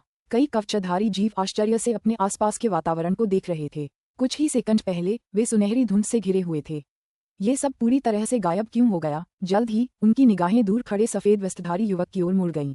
ग्रवार। एक आक्रमणकारी। मारना। 10 अरब किलोमीटर के इस क्षेत्र में ऐसे हजारों कवचधारी जानवर थे और वे सभी निंग को घूर रहे थे, भयंकर गर्जना कर रहे थे और सीधे उसकी ओर बढ़ रहे थे। पुस्तक 29, अध्याय 25, एजोर फ्लावर एस्टेट। जी निंग बुरी तरह चौंक गया। उसके 10 अरब किलोमीटर के दायरे में सचमुच हजारों कवचधारी जानवर थे और उनमें से कई दर्जन तो आकार में उस नेता के बराबर थे जिनसे उसने कुछ देर पहले लड़ाई लड़ी थी। मार डालो। एक विशेष कवचधारी जानवर जिसका पूरा शरीर विशाल और काला था, एक भयंकर दहाड़ लगाए। उसका सिर ऊपर उठा हुआ था और उसकी चमकती आंखें हत्या से भरी हुई थीं। धमाका, धमाका, धमाका। दहाड़ से ऐसी शॉकवेव उत्पन्न हुई जो नंगी आंखों से दिखाई दे रही थीं और जिन्होंने अपने सामने मौजूद हर चीज को तहस नहस कर दिया और उस जीव के आगे 1 करोड़ मीटर की दूरी पर मौजूद हर चीज को धूल में मिला दिया। जब निंग ने उस काले गहरे कवच वाले जानवर को देखा तो उसके दिल में एक जबरदस्त खतरे का एहसास हुआ। खतरे का यह एहसास उस एहसास से कहीं ज्यादा गहरा था जो पैट्रिया क्लियरविंड ने उसे कुछ देर पहले दिया था। उसे एहसास हुआ कि अगर उसने इस जीव से सचमुच मुकाबला किया तो शायद यहीं उसकी जान चली जाएगी। तुरंत जाने का समय आ गया है। निंग ने तुरंत छाया रहित बचाव कौशल का इस्तेमाल किया और बिना किसी निशान के गायब हो गया। हजारों कवचधारी जानवर स्तब्ध रह गए। इस क्षेत्र में व्याप्त विचित्र शक्ति के कारण ब्रह्मांड के प्रमुख तत्व भी यहाँ रुक गए थे और निंग अपनी दिव्य इंद्रिय का उपयोग करके उस जगह को स्कैन करने में असमर्थ था। इसका मतलब था कि कवचधारी जानवर भी निंग को स्कैन करने में असमर्थ थे। निंग के स्थान के सबसे नजदीकी जानवर भी उससे करोड़ों किलोमीटर दूर था। इतनी बड़ी दूरी से निंग के सटीक स्थान का पता लगाना बिल्कुल भी संभव नहीं था। झटपट निंग छायाहीन बचाव कौशल का उपयोग करते हुए प्रकाश की गति से 10 गुना तेजी से चुपके से भागता रहा। उसने मन ही मन जश्न मनाया। शुक्र है कि इस खाली जगह को स्कैन करने का कोई तरीका नहीं है, वरना मैं बच नहीं पाता। ग्वारार निंग को ढूंढने में नाकाम रहने पर उस काले काले कवचधारी जानवर ने अपना सिर उठाया और एक भयंकर चीख मारी जिससे उसके आसपास का इलाका पूरी तरह से बिखर गया। यहाँ तक कि उसके आसपास मौजूद कवचधारी जानवर भी डर के मारे पीछे हट गए। निंग ने अपनी बचाव कला का इस्तेमाल करके उस दिशा में भागना शुरू कर दिया जहां से नीले फूलों की प्रतिध्वनि निकल रही थी। फुफ, वह एक बार फिर सुनहरे कोहरे के क्षेत्र में उड़ गया। धुंध के बीच से वह आगे उस विशाल इमारत की आकृति को धुंधला सा देख पा रहा था। क्या वह एक संपत्ति है?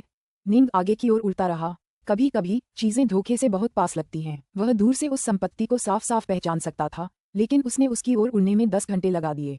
इस दौरान उसे शानदार नर्क के 2 और मोती मिले। अफसोस, उन दोनों मोतियों में से प्रत्येक के चारों ओर 10,000 से ज्यादा कवचधारी जानवर थे। साथ ही एक काला कवचधारी जानवर भी था। शानदार नर्क के मोती को घेरे हुए हजारों कवचधारी जानवरों को देखकर ही निंग को जबरदस्त खतरा महसूस हुआ। उसे अंदाजा हो गया था कि जैसे ही वह हमला करेगा, कवचधारी जानवर उसे लगभग तुरंत घेर लेंगे और मार डालेंगे। 10,000 से ज्यादा कवचधारी जानवरों के कवचों के ऊपर दिव्य रून चमक रहे थे। ये रून एक साथ गुनगुना रहे थे और उनसे निकलने वाली शक्ति ने निंग का दिल भी दहला दिया। जाहिर है, इन जानवरों के पास एक साथ मिलकर एक संरचना बनाने का कोई न कोई तरीका जरूर था। 10,000 से ज्यादा कवचधारी जानवरों का एक संयुक्त हमला शायद सबसे शक्तिशाली डाउनलॉर्ड्स में से किसी एक को भी मात दे सकता था। इससे पहले निंग उन 23 कवचधारी जानवरों को मारने में सक्षम था, क्योंकि उनकी संख्या पर्याप्त नहीं थी। वे एक साथ मिलकर ऐसी संरचना बनाने में सक्षम नहीं थे जो उसके लिए खतरा बन सके। लगता है उन शानदार नर्क के मोतियों में से एक को छीनने के मेरे फैसले ने बाकी कवचधारी जानवरों को हाई अलर्ट पर ला दिया है, निंग ने सोचा। फिर भी एक मोती पा लेना ही काफी भाग्यशाली है। निंग भी ज्यादा सतर्क हो गया। आखिर ये जगह क्या है? ब्रह्मांड के प्रमुख तत्वों की ऊर्जा भी इस खाली क्षेत्र से दूर रहने को मजबूर है और इस सुनहरे धुंध क्षेत्र में शानदार नर्क स्वर्ण जैसे खजाने छिपे हैं। मुझे 3 मोती मिले हैं, लेकिन इससे कहीं ज्यादा तो जरूर होंगे।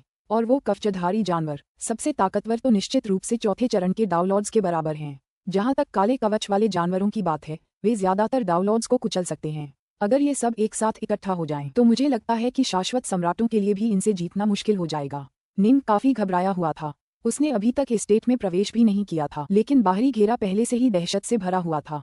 तो फिर एस्टेट में क्या होगा? वाह! डीलक्स हेलगोल्ड हासिल करने के लगभग 10 घंटे बाद निंग आखिरकार उस विशाल एस्टेट तक पहुंच गया। एस्टेट से सुनहरे कोहरे की अंतहीन आभा फैल रही थी। यह क्या है? निंग अपने सामने उस विशाल इमारत को घूर रहा था, जिसकी दीवारें पर्वत श्रृंखलाओं जैसी थीं। दीवारों से निकलती शक्तिशाली लहरें ये सुनिश्चित कर रही थीं कि निंग उन पर चढ़ने की सोच भी न सके। मुख्य द्वार वहां है। निंग तुरंत एस्टेट के द्वार की ओर उड़ गया। थोड़ी देर बाद निंग मुख्य द्वार पर पहुंच गया। मुख्य द्वार के ठीक ऊपर एक नीले फूल की छवि थी जो हवा में धीरे धीरे घूम रहा था। उससे एक पवित्र प्राकृतिक आभा निकल रही थी जो मानो फुसफुसा रही हो कि चाहे ब्रह्मांड बदल जाए या समय समाप्त हो जाए, ये फूल हमेशा के लिए यहीं रहेगा। क्या बात है? निंग ने अपना सिर उठाकर एक नीले फूल की छवि को घूरा। वह कांप उठा। उसकी आंखों में आश्चर्य के भाव थे। वह नीला फूल 9 अराजकता मोहरों को एक साथ मिलाने के बाद ही वह नीले फूल की मोहर को प्रकट कर पाया था और फिर अपने शरीर में एक नीला फूल क्षेत्र प्राप्त कर पाया था। नीला फूल वाली मोहर उसकी संपत्ति के द्वार के ऊपर मंडरा रहे नीले फूल की छवि से बिल्कुल मिलती जुलती लग रही थी। लगता है मेरी 9 अराजकता मोहरों और इस संपत्ति के बीच कोई न कोई संबंध जरूर है, निंग ने मन ही मन सोचा। मुझे हैरानी है कि अतीत में ताओवादी 3 पवित्रताएं उन मोहरों तक कैसे पहुंची। उसकी शक्ति के स्तर को देखते हुए ऐसा कोई तरीका नहीं है जिससे वह तीनों लोकों से यहाँ तक आ सके। ये जगह त्रिलोक से काफी दूर थी और उस समय निंग ने त्रिलोक से बाहर निकलने का कोई रास्ता नहीं बनाया था। इसके अलावा कमजोर डाउनलॉर्ड्स भी खाली क्षेत्र और सुनहरी धुंध में ही नष्ट हो जाएंगे। दरवाजे। निंग ने अपनी नजर नीले फूलों से हटाकर एस्टेट के दरवाजों पर घुमाए। ऊंचे एस्टेट के दरवाजे ऐसी नक्काशी से ढके थे जो पेड़ों की जड़ों जैसी लग रही थी। नक्काशी अव्यवस्थित और जटिल लग रही थी, लेकिन जब निंग की नजर उन पर पड़ी तो उसे लगा कि एक अदृश्य शक्ति उन रेखाचित्रों से निकलकर निंग के दिल में छा रही है। फुश! निंग एस्टेट के गेट के सामने खड़ा रहा, लेकिन उसने अपनी आंखें बंद कर लीं। उसके दिल की गहरी पीड़ाएं एक बार फिर बाहर आ गईं, जहां उसने उन्हें छिपा रखा था। मैं आपसे विनती करने की हिम्मत नहीं कर सकता कि आप मेरी वरिष्ठ प्रशिक्षु बहन को मेरे पास वापस भेज दें, गॉड किंग। मैं तो बस यही चाहता हूँ कि वह एक सादा और शांतिपूर्ण जीवन जी सके। अगर आप ऐसा कर सकें तो मैं आपका असीम आभारी रहूंगा। निंग गॉड किंग के सामने घुटनों के बल गिर पड़ा। तुम ही हो जिसने उसे व्यक्तिगत रूप से अनंत नर्क में अंतहीन यातना के लिए भेजा था। ये तुम ही थे। गॉड किंग की उग्र दहाड़े निंग के मन में गूंज उठीं। क्या तुमने नहीं कहा था कि वह पहले ही मर चुकी है और तुमने उसे मार डाला है? हाँ, तो चलो मैं उसे सचमुच मरने दूं। आहा। राहुल निंग की विशाल आकृति ने अपना सिर स्वर्ग की ओर उठाया। उसकी जंगली हंसी तीनों लोगों के युद्ध क्षेत्र में गूंज उठी। यह मेरी गलती थी। मैं ही थी जिसने तुम्हें अनंत नर्क में भेजा था। मैं ही थी जिसने तुम्हारी आत्मा को नष्ट किया था। उसके दिल की सबसे दर्दनाक यादें बाहर निकल आईं और बढ़ गईं, और निंग के मन में जो आत्मग्लानि की भावना थी वह 1000 गुना बढ़ गई। निंग पूरी तरह से अपने दर्द और आत्मदोष में डूबा हुआ था। वह वहां एस्टेट के सामने खड़ा था। उसका पूरा शरीर कांप रहा था। इस क्षण उसका हेगेमॉन कवच, उसके प्राण रक्त वाले हथियार और उसकी सुरक्षा करने वाली दाव सीलें उसकी बिल्कुल भी मदद नहीं कर पा रही थीं। उसकी आत्मा और उसकी सच्ची आत्मा दोनों कांप रही थीं। सिर्फ उसी के लिए नहीं, यहाँ तक कि काले वस्त्रधारी प्राइमल ट्विन निंग भी तीनों लोगों में कांप रहा था। वास्तवन महल में उसके अवतार की भी वही स्तब्ध अवस्था थी, मानो वे किसी अंतहीन खाई में गिर गए हों और उसमें और गहरे धंसते जा रहे हों। आगे बढ़ो और मर जाओ। मरते ही तुम फिर से उसके साथ होगे। ऊर्जा का वह अदृश्य उभार उसे यही फुसफुसा रहा था। निंग की आत्मा और उसकी सच्ची आत्मा इतनी जोर से कांप रही थी कि मानो टुकड़े टुकड़े हो जाएं। अगर वे सचमुच टूट भी गए तो उसका असली शरीर, उसका प्राइमल ट्विन और उसका अवतार सब एक साथ गिर जाएंगे। यहाँ तक कि उसका जीवन रक्त दाव सील भी उसे नहीं बचा पाएगा। यह एक ऐसी तकनीक थी जो जीवन के शिखर पर विराजमान वास्तविक महाशक्तियों के पास ही उपलब्ध थी। मैंने अपना चुनाव कर लिया है। अगर मुझे दोबारा भी चुनना पड़े तो मैं वही चुनूंगा। वह युद्ध था, एक ऐसा युद्ध जो तीनों लोगों के सभी जीवों का भाग्य तय करेगा। युद्ध समाप्त हो गया है। मेरे पिता और मेरी माँ दोनों वापस आ गए हैं। मैं, जी निंग, अपनी सारी जिंदगी और अपनी सारी शक्ति अपनी पत्नी को ढूंढने और उसे वापस लाने में लगा दूंगा। उसकी खातिर मैं अपना सब कुछ त्यागने को तैयार हूँ। कुछ भी और कोई भी मेरा रास्ता नहीं रोकेगा। फाटक के सामने खड़े खड़े ही निंग ने अपनी आंखें खोलीं। उसकी आंखों में एक भयानक तेज रोशनी थी जो उसके दिल की गहराइयों को प्रतिबिंबित कर रही थी। कोई भी चीज और कोई भी उसे उसके रास्ते में नहीं रोक पाएगा, और वह तब तक उस पर चलता रहेगा जब तक कि मौत खुद उसके पास न आ जाए। धमाका, धमाका, धमाका। निंग की हृदय शक्ति उमड़ रही थी और उसकी चेतना के सागर से जुड़ते मिलते उसकी शक्ति बढ़ती जा रही थी। एक बार जब वह इस ब्रह्मांड की कुछ और चीजों का अनुभव कर लेगा और थोड़ी और शक्ति जमा कर लेगा तो वह हृदय शक्ति के छठे चरण तक पहुंच सकेगा। धन्यवाद एजर फ्लावर एस्टेट के महान रचयिता। सफेद वस्त्र पहने निंग ने अपने सामने के द्वारों को घूरा। मुझे एक बार फिर अपने दाव हृदय को पुष्ट करने में मदद करने के लिए धन्यवाद। यह मेरा दाव है और यह मेरा हृदय है। मैं मरते दम तक इसी मार्ग पर चलता रहूंगा। निंग आगे बढ़ा। धमाका। द्वारों के ऊपर पेड़ों की जड़ों पर बनी अजीबोगरीब नक्काशी निंग के भयानक रूप से मजबूत दाव हृदय को भांप रही थी। एक ऐसा दाव हृदय जिसे कोई बदल या हिला नहीं सकता था। केवल ऐसे हृदय वाले व्यक्ति के पास ही वास्तव में शिखर तक पहुंचने का, अन्य सभी जीवों से ऊपर खड़े होने का मौका होगा। सबसे भयानक महाशक्तियों को भी भयानक रूप से मजबूत दाव हृदय की आवश्यकता होगी। एस्टेट के दरवाजे एक गड़गड़ाहट की आवाज के साथ स्वतः खुल गए। एजर फ्लावर एस्टेट, जो अनगिनत सालों से खामोश पड़ा था, एक बार फिर खुल गया था। पुस्तक 29, अध्याय 26, सम्राट। द्वार खुल गए। जी निंग द्वार के बाहर खड़ा अंदर की ओर देख रहा था। उसने देखा कि उस विशाल संपत्ति का अंदरूनी भाग कम से कम 10 अरब किलोमीटर तक फैला हुआ था, और अंदर से एक भयानक, भयावह आभा तुरंत उसकी ओर बह निकली। शक्ति की यह आभा एक संरचना के अनुसार प्रवाहित हुई और 3 विशिष्ट स्थानों पर एकत्रित हुई, जहां 3 पेड़ स्थित थे। क्या ये? निंग का चेहरा पीला पड़ गया जब उसने उनकी ओर देखा। 3 पेड़। पहला पेड़ एक कोने में था और उसका तना किसी कुंडली मारे हुए अजगर की तरह मुड़ा हुआ था। पूरा पेड़, उसके पत्तों समेत, एक हल्की नीली रोशनी से जगमगा रहा था। उसकी शाखाओं से 3 फल लटक रहे थे, और फल बर्फ जैसे सफेद रंग के और मुट्ठी भर के थे। फल चारों ओर से बहती नीली ऊर्जा की लहरों से घिरे हुए थे।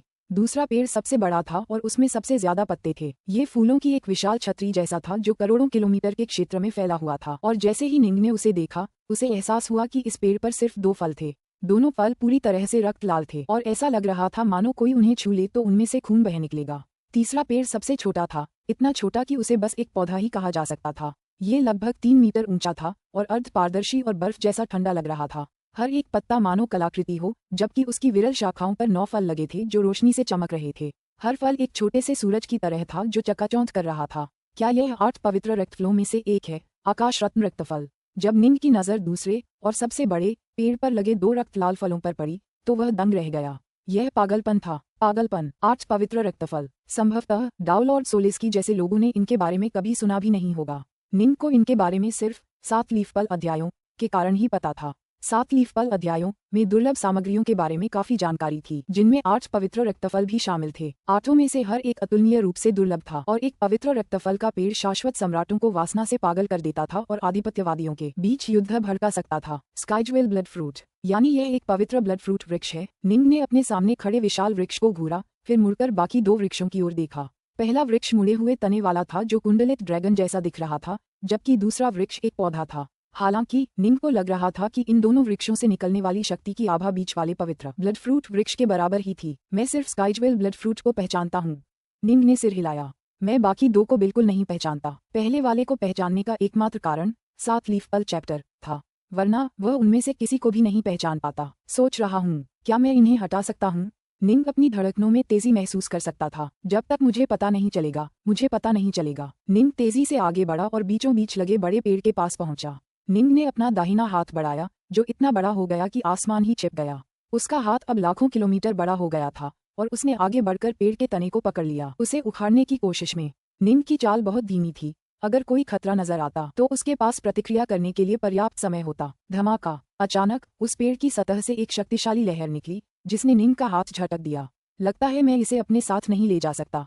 निंग सचमुच हंस पड़ा। ये बिल्कुल वैसा ही हुआ जैसा उसने अनुमान लगाया था। ये 3 पेड़ तो यहाँ उस महाशक्ति ने ही लगाए थे जिसने एज्योर फ्लावर एस्टेट की स्थापना की थी। वह महाशक्ति दूसरों को इतनी आसानी से अपने पेड़ों से वंचित कैसे कर सकती थी?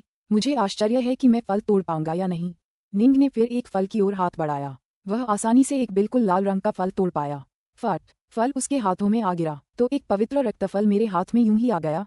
निंग थोड़ा हैरान हुआ। वह तो बस एक कोशिश करना चाहता था। उसे उम्मीद नहीं थी कि वह कामयाब हो जाएगा। एक और के बारे में क्या? निंग ने दूसरा रक्तफल तोड़ने की कोशिश की, लेकिन इस बार पवित्र रक्तफल के पेड़ के तने से शक्ति की एक लहर निकली, जिसने निंग को कामयाब नहीं होने दिया। कितना कंजूस! फिर भी एक ही काफी है। शुक्रिया, सीनियर। पवित्र रक्तफल वृक्ष उस स्थान पर शक्ति का प्रवाह भेज रहा था जहां पहला रक्तफल काटा गया था, और यह शक्ति धीरे धीरे धुंध के एक रक्तिम गोले का रूप ले रही थी। स्पष्ट रूप से वृक्ष एक नए फल को जन्म देने लगा था। एक पवित्र रक्तफल का पेड़ एक बार में ज्यादा से ज्यादा 2 फल दे सकता है। अब जब निंग ने एक फल तोड़ लिया था तो वह दूसरा फल भी दे सकता था, लेकिन जाहिर है इसमें काफी समय लगेगा। एक फल का मूल्य स्वाभाविक रूप से उस वास्तविक वृक्ष के मूल्य से बहुत कम था, जो बार बार पवित्र रक्तफल को जन्म दे सकता था। इसके बावजूद यह एक दुर्लभ आश्वासन था जिसकी कीमत 20 मिलियन घनों से भी ज्यादा थी। इस तरह के खजाने की लालसा तो की जा सकती है, लेकिन इसकी योजना कभी नहीं बनाई जा सकती। बाकी 2 पेड़ों का क्या हुआ? निंग एक बार फिर कटाई में अपनी किस्मत आजमाने के लिए आगे बढ़ा। पेड़ों को उखाड़ना नामुमकिन। वह पेड़ों की एक भी टहनी नहीं तोड़ सकता था। ये 3 प्राचीन रहस्यमयी पेड़ मानो चेतना से युक्त थे। वे निंग को बस एक फल ही लेने देते। उसके बाद वे निंग को अपने पास भी नहीं फटकने देते। ये 3 फल। निंग ने हाथ हिलाया, जिससे 3 फल प्रकट हुए और उसके सामने हवा में तैरने लगे। पहला पूरी तरह से रक्त लाल स्काइजवेल ब्लड फ्रूट था। दूसरा बर्फ सफेद फल था जो नीली ऊर्जा के भंवरों से ढका हुआ था, और तीसरा वह फल था जो छोटे सूरज की तरह चमक रहा था। एज्योर फ्लावर एस्टेट बनाने वाली महाशक्ति बहुत उदार थी। इस जगह में प्रवेश करते ही मैंने ढेर सारा धन जीत लिया। निंग ने फल एक तरफ रख दिए और अपनी खोज जारी रखी। जल्द ही उसे एक बेहद खूबसूरत मेहराबदार पुल दिखाई दिया, जिसके नीचे बहते पानी की एक चौड़ी धारा बह रही थी। पानी साफ और निर्मल था, लेकिन उसमें से बर्फीली आभा फैल रही थी, जिससे उसके ऊपर सफेद भाप की एक परत दिखाई दे रही थी। निंग मेहराबदार पुल पर चला गया। उसने तुरंत देखा कि दूसरे छोर पर दूर घास के मैदानों के ऊपर 2 बूढ़े आदमी आमने सामने बैठे थे। उनके सामने एक शतरंज की बिसात और कुछ मोहरे रखे हुए थे। यहाँ और भी साधक हैं क्या? निंग दंग रह गया। हालांकि दोनों बूढ़े बिल्कुल एक जैसे कपड़े पहने हुए थे। दोनों ने भूरे काले रंग के वस्त्र पहने थे और दोनों ने निंग के पुल की ओर देखने के लिए अपना सिर घुमाया। वरिष्ठों, निंग ने तुरंत उनकी ओर झुककर प्रणाम किया। दोनों वृद्धों ने अपनी आभा को नियंत्रित कर रखा था ताकि निंग उनकी गुप्त जांच न कर सके, लेकिन जब निंग ने उनकी ओर देखा तो उसे उनसे अविश्वसनीय खतरा महसूस हुआ। वह जानता था कि अगर वे आपस में लड़ेंगे तो शायद उसकी जान भी जा सकती है। एक बाहरी व्यक्ति सचमुच इस एस्टेट में आ गया है। धूसर वस्त्र पहने 2 बुजुर्गों में से एक अपनी 2 चांदी जैसी आंखों से इनको देखते हुए हंसा। काफी समय हो गया है जब से मैंने किसी बाहरी व्यक्ति को देखा है।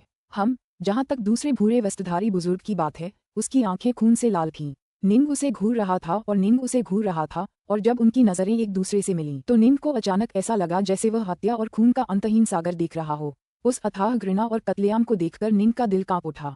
शुक्र है कि निंग का हृदय बल काफी मजबूत था और छठे चरण के हृदय बल से बस एक कदम दूर था, इसलिए वह अपने हृदय की रक्षा कर पाया। एक साधारण दूसरे चरण का डाउनलॉर्ड रक्त रंजित आंखों वाला बुजुर्ग अपनी आस्तीनें समेटते हुए ठंडी हंसी हंसा। धमाका! उसकी आस्तीनें अचानक आसमान में फैल गईं, मानो सब कुछ बहा ले जाएंगी, और इतनी तेजी से चल रही थीं कि निंग उनसे बच नहीं पाया। इससे पहले कि वे उस तक पहुंचकर उस पर वार करें, क्या हो रहा है? निंग के पास समय ही नहीं था।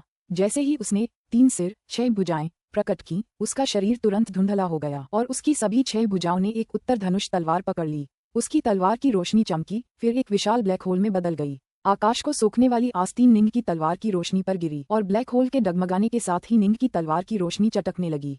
धमाका! निंग को अपने पूरे शरीर पर एक भयानक तेज आघातकारी बल का एहसास हुआ, इतना जोरदार कि निंग पूरी तरह से अचेत हो गया। वह बेकाबू होकर पीछे की ओर उड़ गया, मेहराबदार पुल से लाखों किलोमीटर आगे निकल गया और फिर एक तेज धमाकेदार आवाज के साथ जमीन पर जा गिरा। वह जमीन पर कई बार लुढ़का, फिर धीरे धीरे होश में आने लगा। क्या जब निंग को होश आया तो वह अभी अभी जो हुआ था उसके निहितार्थों से भयभीत था। हालांकि हेगेमॉन कवच मेरी रक्षा कर रहा था, फिर भी मैं कुछ क्षणों के लिए पूरी तरह से अचेत हो गया था। शुक्र है मेरा दिव्य शरीर एक निम्न श्रेणी के शाश्वत अस्त्र के बराबर है, वरना मैं शायद हेगेमॉन कवच के बावजूद भी मर जाता। निंग अपनी जान बचाने का जश्न मनाने से खुद को रोक नहीं पाया। हेगेमॉन कवच ने एक बार फिर हमले को उसकी पूरी शक्ति के 1000वें हिस्से तक कमजोर कर दिया था, लेकिन वह बूढ़ा आदमी पैट्रियार्क क्लियरविन से कहीं ज्यादा शक्तिशाली था जब उसने अपनी निषिद्ध गुप्त कलाओं का इस्तेमाल किया था। निंग का अंदाजा था कि यह किसी शाश्वत सम्राट स्तर के व्यक्ति का हमला था। चौथे चरण के साधारण डाउनलॉड्स शायद इससे तुरंत मारे जाएंगे। निंग खुद सिर्फ हेगेमॉन कवच और अपने अविश्वसनीय रूप से मजबूत शरीर की वजह से ही बच पाया था। इसके बावजूद वह उस हमले से तुरंत स्तब्ध रह गया था। अरे, कुछ पल पहले खून से सनी आंखों वाला बुजुर्ग मुस्कुरा रहा था, लेकिन अब उसके चेहरे पर हैरानी की लकीरें उभर आईं। वह मरा नहीं? कैसे? दूसरे चरण का डोलोड मेरे जानलेवा प्रहार का सामना कैसे कर सकता है? बच्चे, इधर आओ, मैं तुम्हें अच्छी तरह देख लूं, खून से सनी आंखों वाला बुजुर्ग बोला। दूर रहो, चांदी जैसी आंखों वाले बूढ़े ने तुरंत कहा। चाहे कुछ भी हो, उस पुल पर कदम मत रखना। पुल के उस पार का इलाका मेरे और इस बूढ़े के लिए वर्जित है। अगर तुम वहां से आगे बढ़े तो वह तुम पर फिर से हमला जरूर करेगा। बड़े भाई, खून से सनी आंखों वाले बुजुर्ग ने गुस्से से कहा, तुम किसकी तरफ हो? दूसरे भाई, वह तो सेकंड स्टेप का एक युवा डाउनलॉड है। वह कुछ समय के लिए हमारी बोरियत दूर कर सकता है। तुम उसे मारने क्यों जा रहे हो? चांदी जैसी आंखों वाला बुजुर्ग भी चिढ़ गया। आखिरकार हम तो शाश्वत सम्राट हैं। अपनी हैसियत की परवाह किए बिना सेकंड स्टेप के एक डाउनलॉड को मारने की कोशिश करना। क्या तुम्हें ध्यान नहीं आया कि तुम पागल हो रहे हो? सम्राट, अब हम साधक भी नहीं रहे।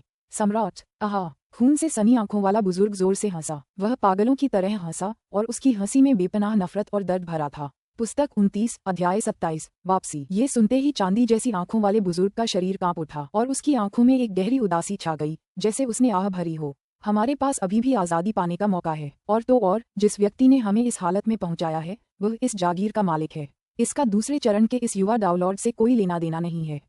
तुम उसे इसमें क्यों उलझा रहे हो? जमीन का मालिक? हाँ, उसी ने ये सब किया है। खून से सनी आंखों वाला बुजुर्ग चीखा। और मुझे पता है कि हमें उसी से नफरत करनी चाहिए, लेकिन मैं उसका क्या कर सकता हूँ? उसके सामने हमारी कोई सामर्थ्य नहीं है। उसने हमें चींटियों की तरह आसानी से पकड़ लिया और फिर हमें इस हालत में ला दिया। मैं बदला लेना चाहता हूँ, लेकिन मेरे कामयाब होने की कोई उम्मीद नहीं है।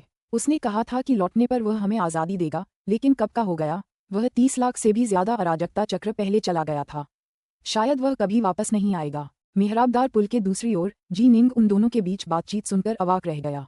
30 करोड़ अराजकता चक्र, यह अविश्वसनीय रूप से लंबा समय था। संसार के डाउनलॉड भी केवल 108,000 अराजकता चक्रों तक ही जीवित रह पाते थे। शाश्वत सम्राट सचमुच विशेष थे, लगभग अनंत काल तक जीवित रहने में सक्षम। और उन दोनों के बीच हुई बातचीत से ऐसा लग रहा था मानो उन्हें उस जागीर के मालिक ने बड़ी आसानी से पकड़ लिया हो। जैसा कि उन्होंने कहा था, वह उन्हें चींटियों की तरह आसानी से पकड़ पाया था। 9 अराजकता मोहरों के रचयिता से जैसी अपेक्षा थी, निंग ने सोचा। वह सचमुच अथाह शक्तिशाली और गूढ़ है। अगर वह अनंत सम्राटों को इतनी आसानी से बंदी बना सकता था, तो शायद वह कम से कम हेगेमॉन स्तर की शक्ति का तो होगा ही। क्या ये संभव है कि कोई उससे भी ऊंचा स्तर हो जहां वह रहा हो? मार डालो, मार डालो, मार डालो। मैं इतना गिर चुका हूँ, अब किसी और पर दया क्यों करूँ? इस संपत्ति को खोज पाना वाकई एक बहुत बड़ा आशीर्वाद है, लेकिन मैं ये सुनिश्चित करूंगा कि उन सभी भाग्यशाली डाउनलॉड्स का अंत मृत डाउनलॉड के रूप में हो। खून से लथपथ उस बुजुर्ग की आंखें उस खूनी रोशनी से धधक रही थीं और उसकी जानलेवा आभा आसमान की ओर बढ़ रही थी। उस बच्चे को फिर कभी पुल पर कदम नहीं रखना चाहिए, वरना मैं उसे जरूर मार डालूंगा। उसकी नजर दूर निंग पर टिकी थी और उसने अपनी जानलेवा मंशा जरा भी नहीं छिपाई। तुम, उफ, क्या मतलब है? चांदी जैसी आंखों वाले बुजुर्ग ने ये देखकर आह भरी। खूनी आंखों वाले बुजुर्ग ने तो बस खर्राटे लिए। चले जाओ बच्चे, चूंकि मेरे दूसरे भाई ने तुम पर जानलेवा वार किया था, तब तुम जिंदा बच गए, तो शायद तुम अपनी पीढ़ी के सबसे असाधारण प्रतिभाशाली डाउनलॉड्स में से एक हो। चांदी जैसी आंखों वाले बुजुर्ग ने निर्देश दिया। मेरा दूसरा भाई तुम्हें रोकना चाहता है, लेकिन तुम्हारी प्रतिभा को देखते हुए तुम चौथे चरण के डाउनलॉर्ड बनने के बाद उसे हरा सकते हो। हालांकि ये संपत्ति खतरों से भरी है और मेरे दूसरे भाई से कहीं ज्यादा खतरनाक है। मैं तुम्हें पुरजोर सलाह देता हूँ कि तुम तभी लौटो जब तुम स्वयं एक शाश्वत सम्राट बन जाओ। निंग पुल के दूसरी ओर से उन दोनों को घूर रहा था। उसकी नीलम मुहर और उसका नीलम क्षेत्र दोनों ही उस शक्तिशाली प्रतिध्वनि से कांप रहे थे। स्पष्ट रूप से जो चीज उन्हें बुला रही थी वह इसी संपदा की गहराई से निकल रही थी।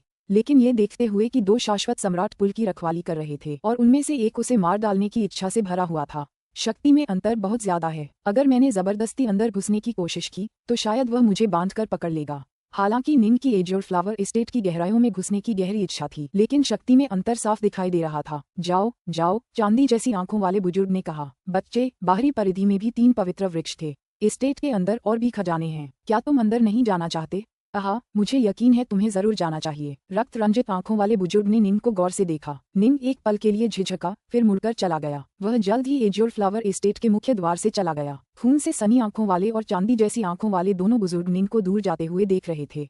चांदी जैसी आंखों वाले बुजुर्ग ने तारीफ करते हुए कहा, बच्चा बहुत ही निर्णायक है। और इससे क्या फायदा? इस जागीर का मालिक अपने पीछे ढेर सारी दौलत छोड़ गया, लेकिन साथ ही कई खतरे भी छोड़ गया। हम दोनों उसके लिए चींटियों से ज्यादा कुछ नहीं थे और उसके लिए हमें पकड़कर यहाँ अपने पहरेदारों के तौर पर रखना बहुत आसान था। उसने जिन दूसरे शाश्वत सम्राटों को पकड़ा था वे हमसे कहीं ज्यादा ताकतवर थे, लेकिन उन सभी को जागीर के अंदरूनी इलाकों में तैनात किया गया था। खून से सनी आंखों वाला बुजुर्ग मुस्कुराया। चांदी जैसी आंखों वाले बुजुर्ग ने सिर हिलाया। जब उसने सोचा कि इतने सारे अराजकता भरे दौर पहले क्या हुआ था तो वह एक बार फिर डर से कांप उठा। वे दो सबसे कमजोर शाश्वत सम्राट थे जिन्हें उस जागीर के मालिक ने पकड़ लिया था, लेकिन वह लड़का भी काफी प्रतिभाशाली था। अगर वह शाश्वत सम्राट बन सकता है तो वह उन सभी नौकरों को हरा सकता है जिन्हें जागीर का मालिक पीछे छोड़ गया है। चांदी जैसी आंखों वाले बुजुर्ग ने कहा, सपने देखते रहो। क्या तुम्हें पता है कि उसके जैसे सनकी के लिए अनंत काल हासिल करना कितना मुश्किल होगा? धिक्कार है। अगर वह कामयाब हो भी गया तो शायद एक हेगेमॉन बन जाएगा। खून से सनी आंखों वाले बुजुर्ग ने अपना सिर हिलाया। एज्योर फ्लावर एस्टेट के बाहर निंग एस्टेट से बाहर निकला, उत्साहित भी था और बेचैन भी। वह एस्टेट में और गहराई से जाना चाहता था और अपनी एज्योर फ्लावर सील से उस गूंज का असली स्रोत ढूंढना चाहता था। अफसोस, वह बाहरी परिधि पर मौजूद दो शाश्वत सम्राटों को भी संभाल नहीं पाया। मैं यूवेई को बचाना चाहता हूँ, लेकिन ये रास्ता मुश्किल होगा। हालांकि ये संपत्ति शायद उन बड़ी दौलत में से एक साबित हो जिनकी मुझे सफलता के लिए जरूरत होगी। निंग एक बार फिर नीले फूल की छवि को देखने के लिए मुड़ा। ये जगह वाकई अपार सौभाग्य का स्रोत थी। निंग का अवचेतन मन उसे फुसफुसा रहा था कि अगर वह इस जगह से गुजरने में कामयाब हो गया तो उसका सचमुच जबरदस्त परिवर्तन होगा। ये जगह उसे सबसे प्राचीन शक्तियों से यूवेई को वापस जीवित करने के लिए कहने में सक्षम बना सकती है। अधीर नहीं हो सकते। कुल्हाड़ी तेज करने में बिताया गया समय ब्याज समेत वापस मिलेगा जब तुम लकड़ी काटने जाओगे। मैं चौथे चरण का दाव लॉर्ड बनकर वापस आऊंगा, निंग ने सोचा। उसे शाश्वत सम्राट बनने में जरा भी विश्वास नहीं था। इसका कमजोर दाव हृदय से कोई लेना देना नहीं था, बल्कि ऐसा इसलिए था क्योंकि बहुत से असाधारण रूप से प्रतिभाशाली दावलॉर्ड इस अंतिम चरण में असफल हो गए थे। निंग अच्छी तरह जानता था कि यह कितना मुश्किल है और उसके लिए यह और भी कठिन होगा क्योंकि उसका रास्ता ओमेगा स्वॉर्ड दाव का था। ज्यादा संभावना है कि यह उन रास्तों से कहीं ज्यादा कठिन होगा जिन पर बर्टुलू, सोलविंड और दूसरे लोग चलने वाले थे। उनके जैसे अद्वितीय प्रतिभाशाली लोगों के लिए शाश्वत सम्राट बनना अविश्वसनीय रूप से कठिन था। अगर वे सफल होते तो वे हेगेमॉन बन जाते। निंग के पास एक ओमेगा स्वॉर्ड दाव था। अनंत काल तक पहुंचने का उसका रास्ता कितना कठिन होगा, फिर भी उसे चौथे चरण का दावलॉर्ड बनने की अपनी क्षमता पर पूरा भरोसा था। तब तक एज्योर फ्लावर एस्टेट को चुनौती देना बहुत आसान हो जाएगा। कम से कम। निंग ने दरवाजे के सामने तैरते नीले फूल की तस्वीर को घूरा। यहाँ कम से कम मुझे उसे बचाने की उम्मीद तो दिख रही है। अगली बार जब मैं यहाँ आऊंगा तो मैं जरूर इस संपत्ति की गहराई तक पहुंचूंगा। निंग चला गया, लेकिन जाते समय उसका दिल आशा से भरा था। आदिकालीन अराजकता का शून्य। एक उड़ता हुआ जहाज एक बार फिर अराजकता से गुजर रहा था। निंग जहाज के डेक के ऊपर कमल की मुद्रा में बैठा था, अपने आसपास के क्षेत्र के साथ तालमेल बिठा रहा था और हाथों में तारा मानचित्र पर विभिन्न खतरे वाले क्षेत्रों को दर्ज कर रहा था। सू यूजी निंग के बगल में बैठी थी और उसके लिए वाइन परोस रही थी। उसके चेहरे पर एक प्यारी सी मुस्कान थी। हालांकि नई राह बनाना थोड़ा खतरनाक था, लेकिन निंग जैसे स्तर के किसी व्यक्ति के लिए यह वास्तव में उतना चिंताजनक नहीं था। एज्योर फ्लावर एस्टेट की वह यात्रा कहीं ज्यादा खतरनाक थी। जब निंग एस्टेट से लौटा तो सू यूजी ने उससे पूछा कि उसे क्या मिला। निंग का जवाब था, मैं वहां लगभग मर ही गया था। सू यूजी और बाकी लोगों को उस जवाब के बारे में सोचकर अब भी डर लग रहा था। अब जब निंग एक बार फिर उसके पास आ गया था तो उसे सुकून मिला। गुरुजी, वह जगह बहुत ज्यादा खतरनाक थी। भविष्य में आपको ऐसी जगहों से बचना चाहिए जो बहुत ज्यादा खतरनाक हों, सू यूजी ने कहा। चिंता मत करो, मैं शायद लंबे समय तक वापस नहीं जाऊंगा, निंग ने कहा। तुम्हें बिल्कुल नहीं जाना चाहिए, सू यूजी ने जल्दी से कहा। अगली बार मुझे अपनी जीवित रहने की क्षमता पर पूरा भरोसा होगा। फिलहाल मैं काफी अच्छा नहीं हूँ। निंग ने सिर हिलाया। अनंत प्रदेशों में अब वह निश्चित रूप से प्रमुख शक्तियों में से एक था। आखिरकार वह एक शाश्वत सम्राट के घातक प्रहार से भी बच पाया था। अगर यह बात फैलती तो उसकी प्रतिष्ठा निश्चित रूप से नाटकीय रूप से बढ़ जाती। हालांकि निंग के लक्ष्य इससे कहीं ज्यादा ऊंचे थे। आखिरकार सबसे ज्यादा शक्तिशाली डाउलॉर्ड भी एक बुझी हुई सच्ची आत्मा को पुनर्जीवित नहीं कर पाएगा। समय बीतता गया और पलक झपकते ही 30 वर्ष से अधिक समय बीत गया। हाँ, अभी भी उड़ते हुए जहाज के अंदर कमल की मुद्रा में बैठे निंग ने अचानक अपना तारा मानचित्र नीचे रख दिया और हंसते हुए अपने पैरों पर खड़ा हो गया। यह क्या है गुरुजी? पिलसेंट और सू यूजी दोनों उलझन में थे। पथ प्रशस्ति पूरी हो गई है, हम पहुंच गए हैं। निंग मुस्कुराया। मैं इस क्षेत्र से परिचित हूँ। अब हम बैडलैंड्स क्षेत्र से मेरे वतन तक का रास्ता तय कर चुके हैं। अपने प्राइमल ट्विन को अपना लक्ष्य बनाकर निंग 300 वर्षों तक बिना भटके 3 लोकों तक पहुंचने में सक्षम रहा। 3 लोकों के बाहर आदिम अराजकता। जी निंग की अराजकता संपत्ति। सफेद वस्त्र पहने जी निंग ने अद्वितीय सुंदरी सू यूजी और डाउलॉर्ड पिलसेंट को अपने अस्त व्यस्त घर में ले गया, जहां काले वस्त्र पहने निंग उनका इंतजार कर रहा था। यह सू यूजी और पिलसेंट दोनों के चेहरे पर आश्चर्य के भाव थे। आने से पहले दोनों ने कसम खाई थी कि निंग की मातृभूमि के बारे में कभी किसी को कुछ नहीं बताएंगे। वह पथ प्रदर्शक, वह खाली जगह, 3 लोग, उन्हें जो कुछ भी दिखाई दिया उसके बारे में बात करने की इजाजत नहीं थी। फिर भी जो कुछ उनके सामने था उससे वे स्तब्ध थे। क्या हुआ पिलसेंट, यूजी? क्या तुम मुझे पहचान नहीं रहे?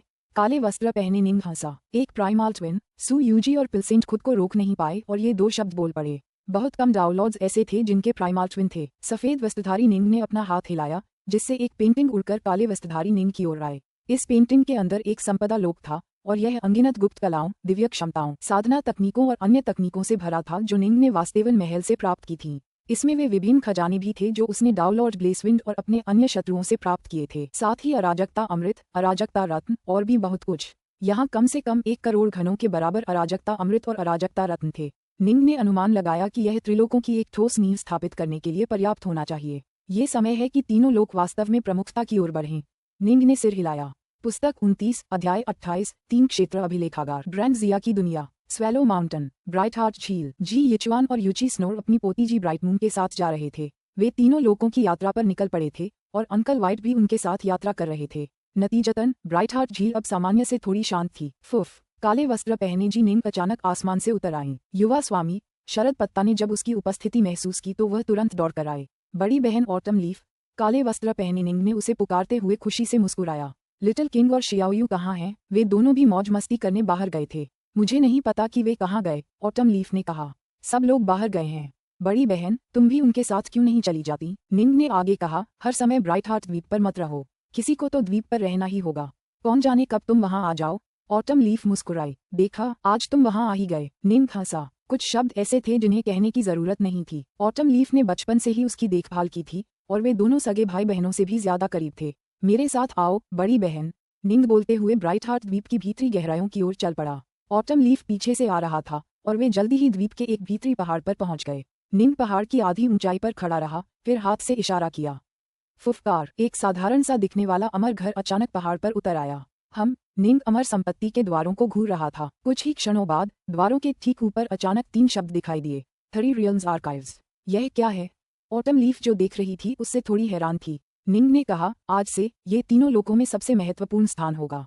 ये स्थान अनगिनत तकनीकों, दिव्य क्षमताओं और गुप्त कलाओं से भरा है। ये सभी अत्यंत दुर्जेय हैं और जो कमजोर हैं उनके लिए इन्हें समझना मुश्किल होगा।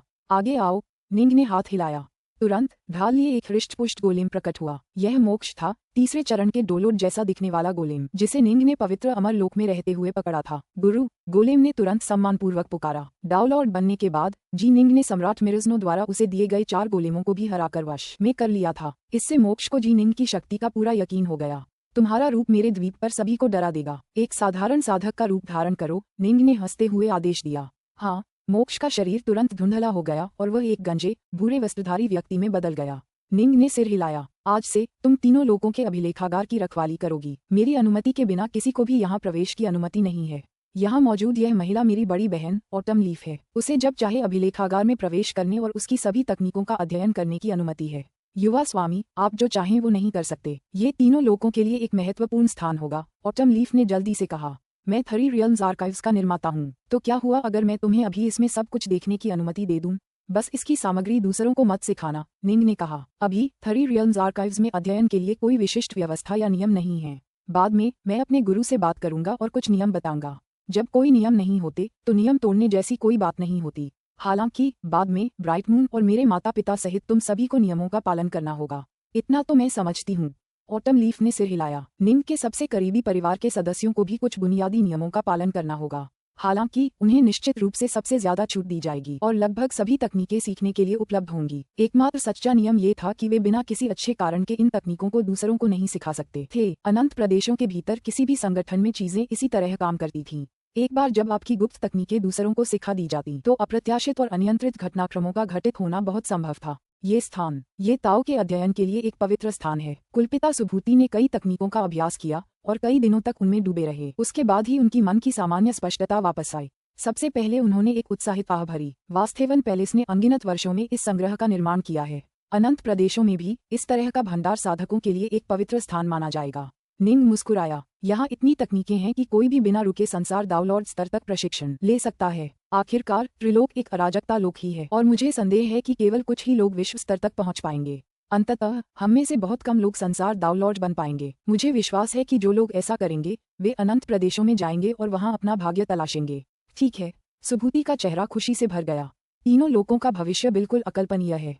हाँ, मेरे शिष्य, तुमने 3 लोगों की नींव रखी है। मैंने एक बार सोचा था कि माता नुवा के जाने के बाद वह अंततः हमारे पास लौट आएंगी और हमारी मदद करेगी। किसने सोचा था कि तुमने ये काम उनसे पहले कर दिया? निंग ने कहा, मुझे अनंत प्रदेशों में माता नुवा का कोई निशान नहीं मिला और बैडलैंड्स क्षेत्र और आसपास के प्रदेशों में उनके जैसी कोई शक्तिशाली महिला साधक नहीं देखी गई। मेरा अनुमान है कि जब वह उस भंवर मार्ग से त्रिलोक से बाहर निकलीं तो अचानक एक अंतरिक्षीय दरार में फंस गईं जिसने उन्हें किसी विदेशी स्थान पर पहुंचा दिया। माँ नुवा बिना किसी मार्गदर्शन और अच्छी तकनीकों के अपनी तकनीक विकसित करने और विश्व देवी बनने के लिए खुद को मजबूर करने में सक्षम थीं। वह निश्चित रूप से जी निंग जितनी ही प्रतिभाशाली थीं। एक बार जब वह त्रिलोक से बाहर किसी महान लोक में पहुंच गईं तो कुछ सरल संकेतों से उनकी शक्तियां आसमान छूने लगीं। तार्किक रूप से उन्हें बहुत पहले ही संसार दावलॉर्ड बन जाना चाहिए था और फिर भी निंग को उनका कोई पता नहीं चला। सुभूति के चेहरे पर भी चिंता के भाव थे। सब कुछ भाग्य पर निर्भर है। उफ, ज्येष्ठ देवताओं और अमर पूर्वजों के लिए भंवर सुरंग से गुजरना लगभग निश्चित मृत्यु का कारण होगा। अगर वे भाग्यशाली नहीं रहे तो विश्व देवता भी अंतरिक्षीय आंसुओं में फंस जाएंगे। हम अपने साधकों को यहाँ त्रिलोक में हमेशा के लिए फंसा तो नहीं सकते, है ना? चिंता मत कीजिए गुरुजी। मैंने कुछ साल बिताए और अपने प्राइमल ट्विन के स्थान को भांपने की अपनी क्षमता का इस्तेमाल करके बैडलैंड्स क्षेत्र से 3 लोगों तक का रास्ता बनाया। निंग मुस्कुराया और एक तारा मानचित्र निकाला। कृपया एक नजर डालें गुरुजी। बदहाल प्रदेश से त्रिलोक तक। सुभूति ने आश्चर्य और प्रसन्नता से भरे भाव प्रकट किए और जल्दी से निंग के हाथों से नक्शा ले लिया। उसने जो देखा उससे वह इतना उत्साहित था कि उसकी सफेद दाढ़ी भी फड़फड़ाने लगी और वह जोर जोर से हंसने लगा। शिष्य, अंतरिक्ष के इस मार्ग से हमारे त्रिलोक के साधक अनंत प्रदेशों में प्रवेश कर सकेंगे। विनफिएंड और मैं कुछ देर पहले ही इसी बात को लेकर चिंतित थे। हम दोनों विश्व स्तर पर पहुंचने के बाद अनंत प्रदेशों का अन्वेषण करने की योजना बना रहे थे, लेकिन हम उस भंवर को लेकर चिंतित थे। ओह ठीक है, सुभूति ने तुरंत कहा, ये तारा मानचित्र अत्यंत महत्वपूर्ण है। इसे देखने वाले प्रत्येक व्यक्ति को यह आजीवन शपथ लेनी होगी कि वह आपके द्वारा बनाए गए मार्ग के अस्तित्व के बारे में कभी किसी को नहीं बताएगा। मैं पूरी तरह सहमत हूँ, निंग ने कहा। ये पूरी तरह संभव है कि अनंत प्रदेशों में घूमते हुए मुझे शक्तिशाली दुश्मन मिल जाएं। एक बार जब तीनों लोग प्रकट हो जाएंगे तो उन्हें मेरे कुछ पागल दुश्मनों से बदला लेना पड़ सकता है। कुछ डाउनलॉर्ड्स तो हद से ज्यादा पागल थे, खासकर वे जो अपने डाउमज में नाकाम रहे थे। वे इतने बड़े पैमाने पर कत्लेआम मचाते थे कि कई इलाकों में रहने वाले सभी जीवों का सफाया कर देते थे। यह कोई अनोखी बात नहीं थी। निंग से बदला लेने के लिए उसकी मातृभूमि को मिटा देना तो कोई बड़ी बात नहीं थी। सुभूति ने गंभीरता से सिर हिलाया। निंग और सुभूति ने इस विषय पर चर्चा की और फिर भविष्य में त्रिलोकों के स्थिर प्रसार हेतु नियम निर्धारित किए। सुभूति और विनफाइंड दोनों ने त्रिलोक अभिलेखागार का अध्ययन करते हुए 100 वर्ष बिताए और उन्हें इससे बहुत लाभ हुआ। अंततः वे विश्व स्तर तक पहुंचने वाले थे। वे बहुत पहले ही पहुंच सकते थे, लेकिन त्रिलोक अभिलेखागार में मौजूद तकनीकें, दिव्य क्षमताएं और गुप्त कलाएं अत्यधिक आकर्षक थीं, इसलिए उन्होंने कुछ समय के लिए देरी कर दी। पहले पंगु, नुवा और निंग आए थे। अब सुभूति और विनफाइंड दोनों ने अगला कदम उठाया और विश्व स्तर पर पहुंच गए। विश्व स्तर पर पहुंचने के कुछ ही दशकों बाद उन्होंने निंग द्वारा उत्पन्न आदिम अराजकता के रास्ते से बैडलैंड्स क्षेत्र तक पहुंचने के लिए तीनों लोगों को एक साथ छोड़ने का फैसला किया। गुरु, पवन, दानव, तीनों लोगों के कई अमर और दुष्ट देवता उन्हें विदाई देने आए थे। काले वस्त्रधारी निंग ने कहा, अंतहीन प्रदेश अनंत खतरों से भरे हैं। विश्व स्तरीय साधक अभी उस स्तर पर नहीं पहुंचे हैं जहां वे जहां चाहें जा सकें। मेरी सलाह है कि आप अभी बैडलैंड्स क्षेत्र के आसपास के प्रदेशों में ही रहें और पहले खुद को संयमित करें। चिंता मत करो, मैंने सुना है कि बैडलैंड्स क्षेत्र में लगभग 1 लाख अराजकता लोग हैं और साथ ही डाउनलॉर्ड्स द्वारा छोड़े गए कई खंडहर भी हैं। हमारे घूमने के लिए इतने ही काफी हैं। सुभूति हंसा। हम में से एक स्पेस टाइम का मास्टर है, दूसरा स्पेस का। हम दोनों बूढ़े शायद दूसरे क्षेत्रों में ज्यादा प्रतिभाशाली न हों, लेकिन अगर हम साथ मिलकर काम करें तो हम खुद को जिंदा रख पाएंगे। विनफिएंट भी हंसा। दोनों बहुत शांत थे। तीनों लोकों में उनके बीच लगभग मौत तक की लड़ाई का मुख्य कारण ये था कि वृद्ध युवान और दानव हृदय गुप्त रूप से उत्पात मचा रहे थे। पवन दानव बहुत पहले ही अन्वेषण के लिए बाहर जाना चाहता था और सुभूति भी इसी इच्छा से भरा हुआ था। बहुत पहले, जब निंग बहुत कमजोर था, तब दोनों शक्ति के शिखर पर पहुंच चुके थे। एक तीनों लोकों का नंबर 1 अंतरिक्ष समय गुरु था, दूसरा तीनों लोकों का सबसे तेज व्यक्ति था। अब तक वे और भी ऊंचे स्तरों पर पहुंच चुके थे। अगर वे एकजुट होते तो वास्तव में बहुत कम विश्व स्तरीय साधक उन्हें मार पाते। आपकी यात्रा सुरक्षित हो, सावधान रहो, सुभूति। मालिक, अमर और दुष्ट देवताओं ने उन्हें विदाई दी। फिर देखा कि वे बाहरी दुनिया की ओर अपनी यात्रा शुरू कर रहे हैं। समय बीतता गया। एक उड़ता हुआ जहाज आदिकालीन अराजकता में तेजी से आगे बढ़ रहा था, जिसके पतवार पर निंग का असली शरीर था। 3 लोकों तक पहुंचने का रास्ता बनाने और अभिलेखों को अपने आदिम जुड़वां को सौंपने के बाद वह वहां से निकल पड़ा और सू यूजी और पिलसेंट को उनकी यात्रा के अगले चरण की ओर ले गया। अब तक वे पास के दाव गठबंधन के पवित्र शहर की इस यात्रा में 1000 साल से ज्यादा समय बिता चुके थे। ठीक है, हमें 200 साल से कुछ ज्यादा समय में पहुंच जाना चाहिए। निंग अपने उड़न तश्तरी के डेक पर बैठा अपने सामने फैले अंतहीन शून्य को घूर रहा था। मास्टर, सू यूजी अचानक कहीं से प्रकट हो गए। हम अब ट्रेनिंग नहीं। निंग ने उसकी तरफ देखा। मुझे लग रहा है कि मैं जल्द ही सफलता हासिल कर लूंगा और सेकंड सटिप का डाउनलॉर्ड बन जाऊंगा। सू यूजी के चेहरे पर उत्साह की झलक थी। हालांकि मैं तुम्हारे जितना प्रभावशाली नहीं था, फिर भी मैं काफी तेज था, है ना? पुस्तक 29, अध्याय 29, स्काईवुड का पवित्र शहर। जी निंग ने पलकें झपकाईं, फिर हंस पड़ी। बुरा नहीं, मैं कोई ऐसी जगह ढूंढ लूंगी जहां तुम शांति से निकल सको। ठीक है, सू यूजी ने खुशी से सिर हिलाया। निंग के लिए तो वह कुछ बोल ही नहीं पा रहा था। ओह यूजी, तुम दूसरे चरण के दावलॉर्ड बनने की राह पर आगे बढ़ रहे हो, लेकिन तुम्हारा गुरु अभी भी पहले चरण का दावलॉर्ड ही है। थोड़ी देर बाद उड़ने वाला जहाज पास ही के एक अराजकता ग्रह पर पहुंचा और फिर उस पर उतरा। जी निंग ने अपना हाथ हिलाकर ग्रह के चारों ओर एक सरल प्रतिबंधात्मक संरचना स्थापित कर दी। निंग अब पहले की तुलना में शक्ति के एक बिल्कुल अलग स्तर पर था। अब वह अन्य डाउनलॉर्ड्स की तुलना में भी बेहद शक्तिशाली होगा और आदिकालीन अराजकता के इस क्षेत्र में किसी योग्य प्रतिद्वंद्वी का सामना करना लगभग असंभव था। क्या यूजी अपनी सफलता हासिल करने वाली है? पिलसेंट के चेहरे पर आश्चर्य के भाव थे। ठीक है, निंग ने सिर हिलाया। तो तुम्हें भी कड़ी मेहनत करनी होगी। पिलसेंट ने बार बार सिर हिलाया। मुझे अपनी कीमिया के दाव को बेहतर बनाने के लिए और गोलियों को परिष्कृत करने की जरूरत है, लेकिन बार बार वास्तविक कीमिया प्रयासों से अंतर्दृष्टि प्राप्त करने में काफी समय लगेगा। फिर भी चूंकि आप और यूजी दोनों पहले ही सफलताएं प्राप्त कर चुके हैं, मुझे सचमुच गति बढ़ाने की जरूरत है। संसार दावलॉर्ड्स, हम जो भी कदम उठाते हैं वह जिंदगी और मौत के बीच की रेखा पर चलता है। जल्दबाजी मत करो या कोई भी कदम उठाने के लिए बहुत जोर मत लगाओ। गति सबसे जरूरी चीज नहीं है। निंग ने कुछ शब्द कहे, फिर चुप हो गया। उफ, हालात को देखते हुए वह शायद अपने दोनों मातहतों से धीमा होगा। फुश, निंग ने हाथ हिलाया, जिससे अराजकता ग्रह के एक दूर पहाड़ से एक विशाल शिलाखंड उड़कर नीचे गिरा। शिलाखंड निंग के सामने गिरा, जो उसे देखता ही रह गया। धड़ाम, शिलाखंड पूरी तरह से कटकर चपटा हो गया। फिर निंग शिलाखंड के ऊपर पद्मासन में बैठ गया और ध्यान करने लगा। पिछले 1000 सालों में मैं अपनी रक्तपात तलवार इच्छा को थोड़ा ही सुधार पाया हूँ। निंग आत्महीनता से हंसा। लगता है मैं सचमुच यूजी और पिलसेंट दोनों से धीमा हो जाऊंगा। उसे अपने सभी 5 मूल सर्वोच्च दाव में सुधार करना था और फिर उन्हें एक नए ओमेगा तलवार दाव में फिर से मिलाना था। इसी तरह उसका ओमेगा दाव बेहतर होता। निंग की पलकें धीरे धीरे बंद हो गईं, लेकिन उसकी पलकों वाली आंखों की दरारों से तलवार की रोशनी की धारियां टिमटिमाती दिखाई दे रही थीं।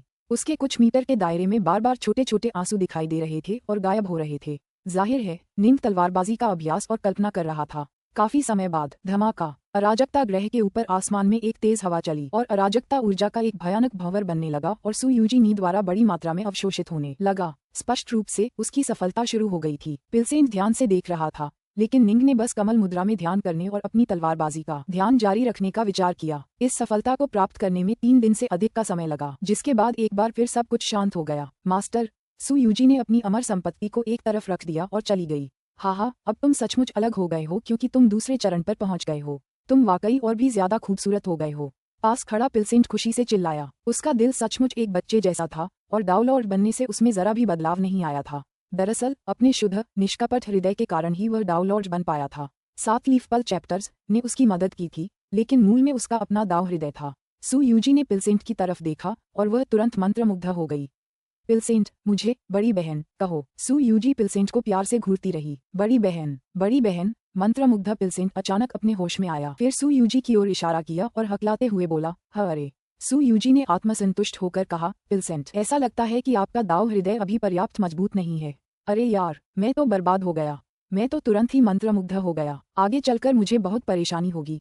पिलसेंट के चेहरे पर एक उदास भाव था। ऐसा नहीं है कि पिलसेंट का दाव हृदय कमजोर है, बल्कि वह अभी भी सिर्फ पहले चरण का दाव लॉर्ड है। निंग अपने पत्थर से उठा, फिर नीचे उतरा। पिलसेंट का मार्ग रसायन विद्या का दाव है, जिसका अर्थ है कि वह युद्ध में थोड़ा कमजोर होगा।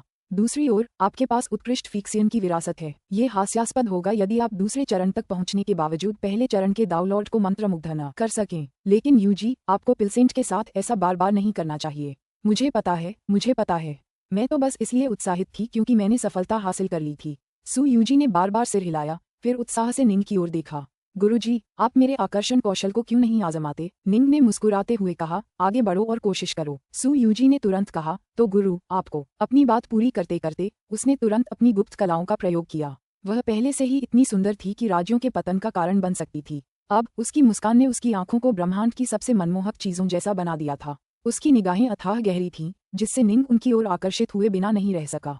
भले ही वह आकर्षित न हुआ हो, लेकिन वे सुंदर आंखें उसके मन में अंकित हो गई थीं। उसके अंतर्मन को झकझोर रही थीं और मोहित कर रही थीं। निंग की नजर धीरे धीरे और दूर होती गई। मास्टर, सू यूजी ने धीरे से कहा, यहाँ आइए और यूजी को अपनी बाहों में ले लीजिए। हाँ, निंग ने धीरे से बुदबुदाया और सू यूजी ने उत्साह का भाव प्रकट किया। हाँ, नहीं, शुक्रिया। निंग ने उसे घूर कर देखा। क्या यही तुम अपने मालिक को रिझाने की कोशिश करके हासिल करना चाहती थी? निंग की आत्मा चौथे चरण के डाउलॉर्ड के समान थी और उसकी हृदय शक्ति उसे कई लोगों से श्रेष्ठ बनाती थी। वह हृदय शक्ति के छठे चरण में पहुंचने के कगार पर था। बस कुछ मामूली सुधारों से वह एक सच्चा हृदय शक्ति साधक बन सकता था। सू यूजी जैसा नव आरोहित द्वितीय चरण का डाउलॉर्ड उसकी इच्छा शक्ति को कैसे हिला सकता था? हालांकि निंग समझ सकता था कि उत्कृष्ट फिक्सियन की ये गुप्त कलाएं वास्तव में कितनी दुर्जेय थीं। सबसे अधिक संभावना है कि एक बार सू यूजी तीसरे चरण की डाउलॉर्ड बन जाए तो वह बहुत कम समय के लिए निंग पर थोड़ा प्रभाव डाल पाएगी। अगर वह चौथे चरण तक पहुंच गई, चौथे चरण की डाउलॉर्ड के रूप में सू यूजी वाकई डरावनी होंगी। और फिर भी इस रास्ते में खूबियां और कमजोरियां दोनों थीं, और कमजोरियां बिल्कुल स्पष्ट थीं। अगर उसका सामना किसी हार्टफोर्स कल्टीवेटर से हुआ तो वह गंभीर संकट में पड़ जाएगी। मुझे लग रहा था कि मैं आपको बहका नहीं पा रही हूँ, इसलिए मैं बस आपके साथ थोड़ा मजाक करना चाहती थी गुरुजी, सू यूजी ने जल्दी से समझाया। फिर वह खुद से बुदबुदाई, क्या मैं मजाक भी नहीं कर सकती? ठीक है, ठीक है। अब निकलने का समय हो गया है। हम पवित्र नगर के बहुत करीब पहुंच चुके हैं। निंग ने हंसते हुए कहा, अभी मजाक करना ठीक है, लेकिन पवित्र नगर में घुसते ही कोई परेशानी मत करना। आखिरकार वह दाव गठबंधन के 8 पवित्र नगरों में से एक है। समझा? चिंता मत करो गुरुजी। निंग एक बार फिर पिलसेंट और सू यूजी को साथ लेकर आगे बढ़ने लगा। उन्होंने 200 से ज्यादा साल और यात्रा की, फिर आखिरकार 8 पवित्र नगरों में से एक स्काईवुड नामक प्रसिद्ध शहर पहुंचे। तो ये स्काईवुड है। निंग दूर तक देखता रहा। हालांकि स्काईवुड को एक शहर कहा जाता था, लेकिन उसकी कोई दीवार नहीं थी। असल में वो बादलों के ऊपर एक साथ लटकी हुई बेहद विशाल इमारतों का एक समूह था। वो ऊंचे ऊंचे महलों, प्राचीन संपदाओं और अजीबोगरीब इमारतों से भरा हुआ था। हर एक इमारत प्रतिबंधात्मक मंत्रों की रोशनी से जगमगा रही थी, जिससे उसमें ढेर सारे रंग भर गए थे। सबसे ज्यादा चकाचौंध करने वाले थे पूरी तरह से जैद हरे रंग के शहर के दरवाजे, जो 3 लाख मीटर ऊंचे थे। कई आकृतियां बादलों के बीच से दरवाजों में उड़ती हुई दिखाई दे रही थीं, और कुछ आकृतियां विभिन्न महलों और संपदाओं में उड़ती हुई दिखाई दे रही थीं। 8 पवित्र नगरों में से एक। पिलसेंट काफी उत्साहित था। यह आसपास के हजारों प्रदेशों पर राज करता है या उन पर सीधा प्रभाव डालता है। मैंने सुना है कि यहाँ बड़ी संख्या में डाउलॉर्ड रहते हैं। निंग ने कहा, सामान्यतः स्काईवुड सिटी में किसी भी समय 10,000 से अधिक डाउलॉर्ड्स आते हैं। डाउलॉर्ड्स की कुल संख्या के संदर्भ में प्राचीन साधक, ब्राइट शो साम्राज्य, एओनियन जाति, एबरेंट विशेष जीव, इस क्षेत्र में दाव गठबंधन का मुकाबला कोई नहीं कर सकता था। दाव गठबंधन के 8 पवित्र नगरों में से किसी में भी किसी भी अन्य संगठन के मुख्यालय में जितने डाउलॉर्ड्स थे उससे कहीं ज्यादा थे। ब्राइट शो साम्राज्य के 12 महलों में हजारों डाउलॉर्ड्स थे, काले कवच वाले को छोड़कर, लेकिन उनमें से ज्यादातर बाहरी साहसिक गतिविधियों में लगे हुए थे और इसलिए किसी भी समय ब्राइट शो साम्राज्य की सीमाओं के भीतर केवल कुछ 100 शक्तिशाली डाउलॉर्ड्स ही थे। हालांकि स्काईवुड शहर में 10,000 से ज्यादा साधक थे जो एकांत में प्रशिक्षण ले रहे थे, और यह स्काईवुड के कुल प्रभाव क्षेत्र का एक छोटा सा हिस्सा था। अगर आसपास के हजारों इलाकों के सभी डाउलॉर्ड्स को इकट्ठा कर दिया जाए तो शायद उनकी संख्या कहीं ज्यादा होगी। आखिरकार ज्यादातर डाउलॉर्ड्स बाहरी दुनिया में या अपने अपने संप्रदायों में विचरण कर रहे थे। स्काईवुड सिटी में तो बस कुछ ही लोग थे। निंग ने कहा, स्काईवुड शहर पर दाव गठबंधन के 9 महान संप्रदायों में से एक स्काईवुड संप्रदाय का नियंत्रण है। ये जगह स्काईवुड संप्रदाय के नियमों के अनुसार संचालित होती है। 8 पवित्र नगर बहुत दिलचस्प हैं। पिलसेंट हंसा। 8 पवित्र नगर 9 अलग अलग संगठनों के नियंत्रण में हैं।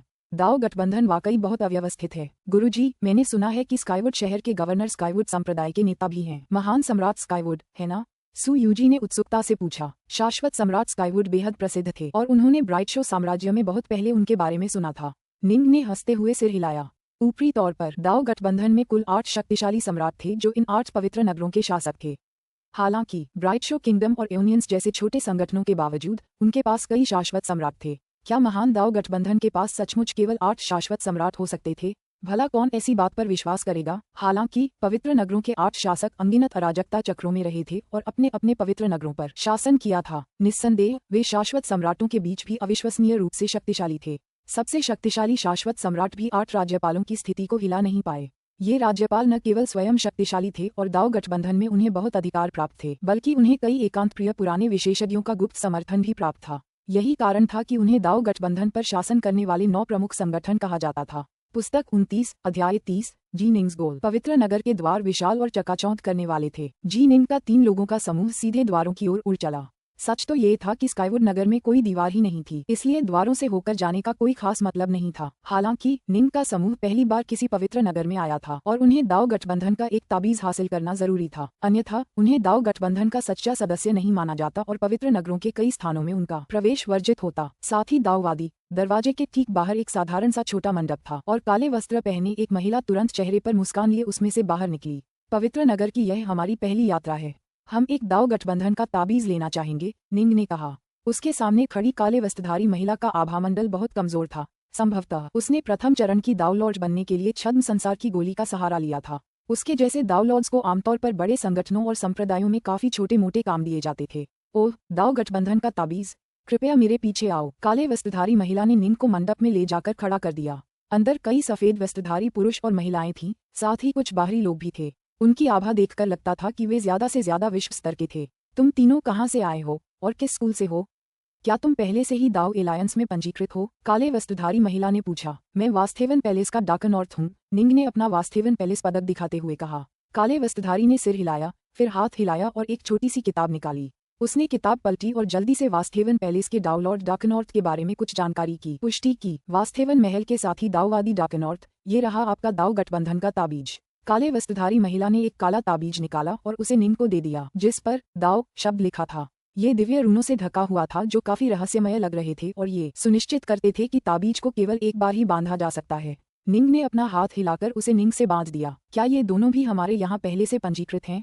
काले वस्त्रधारी महिला ने पूछा। निंग ने सिर हिलाकर जवाब दिया, नहीं है, ये दोनों मेरे अनुचर हैं। अनुचर? काले वस्त्रधारी महिला और आसपास के विश्व स्तरीय साधकों ने आश्चर्य से निंग की ओर देखा। उसके 2 दाओ लॉर्ड अनुचर थे। ऐसा लग रहा था मानो ये साधारण सा दिखने वाला दाओ लॉर्ड डाकनॉर्थ वास्तव में कोई असाधारण व्यक्ति था। स्वाभाविक रूप से उन्हें निंग और पैट्रियार्क क्लियरविंड के बीच हुए युद्ध के बारे में कुछ भी पता नहीं था, क्योंकि न तो वास्थेवन पैलेस और न ही क्लियरविंड मंदिर ने उस युद्ध का प्रचार किया था। नतीजतन बहुत कम लोगों को इसके बारे में पता था। अगर आप पहले से ही दाओ गठबंधन में पंजीकृत नहीं हैं, तो चीजें थोड़ी ज्यादा पेचीदा हो जाएंगी, काले वस्त्रधारी महिला ने कहा। कृपया मेरे पीछे आइए। हमें ये सुनिश्चित करने के लिए कुछ कदम उठाने होंगे कि कोई भी जासूस दाओ गठबंधन में घुस न पाए। मैं समझ गई। सू यूजी मुस्कुराई। वह और पिल्सेंट दोनों आज्ञाकारी भाव से काले वस्त्र वाली महिला के पीछे चल पड़े। यहाँ आकर उन्हें पता था कि यहाँ क्या नियम होंगे। निंग का इतिहास बहुत साफ था और वास्थेवन पैलेस ने पहले ही उसकी पुष्टि कर दी थी। परिणामस्वरूप वह आसानी से दाओ गठबंधन का ताबीज हासिल कर सका और दाओ गठबंधन का औपचारिक सदस्य बन गया। जहां तक अज्ञात व्यक्तियों का सवाल है, जिनके पास कोई समर्थक नहीं है, उन्हें दाओ गठबंधन का ताबीज दिए जाने से पहले उनकी जांच करनी होगी और अपनी बेगुनाही साबित करने के लिए कुछ आजीवन शपथ लेनी होगी। थोड़ी देर बाद एक सफेद वस्त्रधारी बुजुर्ग निंग के 3 लोगों के समूह को शहर के फाटकों से दूर ले गया। चारों बादलों के बीच से उड़ गए और सफेद वस्त्रधारी व्यक्ति उन्हें देखकर मुस्कुराया। वरिष्ठ जनों, यह आपकी पवित्र नगरी की पहली यात्रा है, इसलिए मैं आपको यहाँ के नियमों के बारे में थोड़ा समझा दूंगा। पवित्र नगरी के अंदर सभी महलों और जागीरों के चारों ओर कड़े सुरक्षा घेरे और अवरोध हैं और आपको उनके भीतर हिंसा करने की मनाही है। अगर आप हिंसा करेंगे तो आप नष्ट हो जाएंगे और आपका दाव लुप्त हो जाएगा। निंग और बाकी लोग बस सुनते रहे। ये कठोर नियम थे जिन्हें कोई तोड़ नहीं सकता था। आखिरकार ये दाओ गठबंधन के 8 पवित्र नगरों में से एक था। कोई भी इन नियमों का उल्लंघन नहीं कर सकता था जब तक कि उसके पास पूरे दाओ गठबंधन को चुनौती देने और कहानी सुनाने की शक्ति न हो। एक बार जब आप उन विभिन्न महलों और संपदाओं के आसपास के सुरक्षा घेरे से बाहर निकल जाएंगे तो चाहे लड़ाई कितनी भी भीषण क्यों न हो, कोई भी इसमें शामिल नहीं होगा। सफेद वस्त्रधारी बुजुर्ग हंसा। उदाहरण के लिए, हम चारों अभी हवा में हैं। ये हवाई क्षेत्र किसी भी संपदा के अवरोधों या घेरों से घिरा नहीं है, इसलिए सैद्धांतिक रूप से हम पर कभी भी हमला हो सकता है। कितना अराजक, पिल्सेंट ने आह भरी। ये थोड़ा अव्यवस्थित है। जहाँ भी साधक होंगे वहाँ हमेशा अव्यवस्था रहेगी, सफेद वस्त्रधारी बुजुर्ग ने कहा। और कृपया ये याद रखें, वरिष्ठ जनों, स्काईवुड शहर में स्काईवुड संप्रदाय के अनुयायियों के साथ खिलवाड़ नहीं किया जा सकता, यहाँ तक कि सच्चे देवताओं या बुजुर्ग देवताओं के साथ भी नहीं। अगर आप स्काईवुड संप्रदाय के किसी सदस्य को मारते हैं तो आपको भी मौत की सजा दी जाएगी और आपका दाव गायब हो जाएगा। सू यूजी ने पूछा, हम कैसे बता सकते हैं कि कोई व्यक्ति स्काईवुड संप्रदाय से संबंधित है? ये बहुत आसान है। सफेद वस्त्रधारी बुजुर्ग मुस्कुराया। स्काईवुड संप्रदाय के सभी सदस्य अनोखे वस्त्र पहनते हैं जिनसे स्काईवुड वृक्ष की अनोखी आभा निकलती है। अगर किसी कारणवश वे अपने वस्त्र नहीं पहनते और मारे जाते हैं तो उनके हत्यारों को दोष नहीं दिया जाएगा। निंग और बाकी लोगों ने सिर हिलाया। स्काईवुड वृक्ष वह पवित्र वृक्ष था जो पूरे स्काईवुड संप्रदाय की रक्षा करता था। ये पूरे संप्रदाय की नींव का काम करता था। निंग और बाकी लोग अब ये देख पा रहे थे कि अब तक मिले स्काईवुड संप्रदाय के शिष्यों के वस्त्रों से एक अनोखी, प्राचीन और शाश्वत आभा निकल रही थी। ये तुरंत पहचानी जा सकती थी। मैं तुम्हें स्काईवुड शहर के महत्वपूर्ण स्थानों के बारे में थोड़ा और बता दूं। वहाँ हवा में मंडराती लाखों से ज्यादा जागीरें, सभी साधकों के रहने के लिए। ये हमारे स्काईवुड संप्रदाय के हैं और अगर तुम तीनों अस्थायी रूप से उनमें से किसी एक में निवास करना चाहो तो थोड़ा सा अराजकता अमृत खर्च कर सकते हो। अगर तुम 100 अराजकता चक्रों तक भी रहना चाहो तो भी कोई बात नहीं, तुम्हें बस अराजकता अमृत के रूप में थोड़ा सा किराया देना होगा। कोई भी तुम्हें परेशान करने की हिम्मत नहीं करेगा। सफेद वस्त्रधारी बुजुर्ग ने दूर की ओर इशारा किया, जहाँ प्राचीन महलों का एक समूह था जिनसे शक्तिशाली आभा निकलती थी। वहीं उस क्षेत्र में हमारा स्काईवुड संप्रदाय स्थित है और शाश्वत सम्राट भी वहीं रहते हैं। चाहे कुछ भी हो, तुम्हें वहां अतिक्रमण नहीं करना चाहिए। सफेद वस्त्र पहने बुजुर्ग ने समूह को एक के बाद एक स्थानों से परिचित कराया। हम वहां चलेंगे। निंग ने दूर बादलों के बीच बने एक हॉल की ओर इशारा किया। जादू की दुनिया। सफेद वस्त्रधारी बुजुर्ग चौंका। हाँ, हम पहले स्पेलवल जाएंगे, निंग ने कहा। मंत्र लोक में अनगिनत तकनीकें समाहित थीं। दाओ गठबंधन के 8 पवित्र नगरों में से प्रत्येक में एक मंत्र लोक समाहित था और दाओ गठबंधन के साधकों को उन मंत्र लोकों में कई बहुमूल्य तकनीकें और दिव्य क्षमताएं सीखने की अनुमति थी, एक निश्चित शुल्क देकर। यहाँ तक कि शाश्वत सम्राटों की भी तकनीकें थीं और माना जाता है कि हेजेमोन्स की भी। हालांकि कोई तकनीक जितनी दुर्लभ होती, उसे सीखने के लिए उतनी ही अधिक कीमत चुकानी पड़ती। इस दुनिया में कुछ भी मुफ्त नहीं था। जादू की दुनिया में अनगिनत तकनीकें हैं। आप अपनी इच्छानुसार उनमें से चुन सकते हैं। एक रक्षक गोलेम हॉल के सामने खड़ा था और उसने शांत स्वर में कहा, चुनने के बाद मुझसे बात करना। ये रक्षक गोलेम दाओ गठबंधन द्वारा यहाँ छोड़ा गया था। यह अविश्वसनीय रूप से शक्तिशाली है, सफेद वस्त्रधारी बुजुर्ग ने तुरंत कहा। आखिरकार गोलेम किसी भी व्यक्ति या चीज से ज्यादा वफादार होते हैं। अगर उन्हें किसी जगह की रखवाली करने के लिए नियुक्त किया जाता तो वे जरा सी भी चूक नहीं होने देते। पिलसेंट, यूजी, तुम दोनों भी अंदर जाकर देख लो। देखो, तुम्हें किसी चीज की जरूरत तो नहीं है। मैं अभी अंदर आता हूँ। निंग अपनी बात पूरी करते ही तुरंत अंदर चला गया। जरूर, चलो अंदर देखते हैं। चलो देखते हैं कि इस जगह में क्या है। सू यूजी और पिलसेंट दोनों निंग के पीछे अंदर चले गए।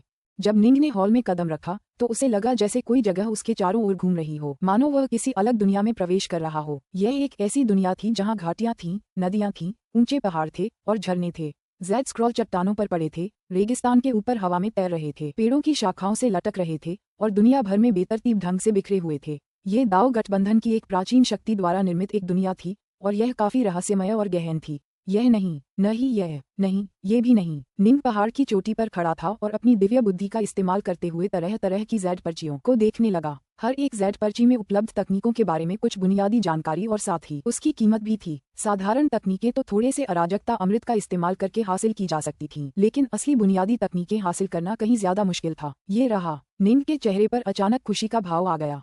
झट, निंग का शरीर फड़क उठा और वह पहाड़ की चोटी से हजारों किलोमीटर दूर एक मैदान में पहुंच गया।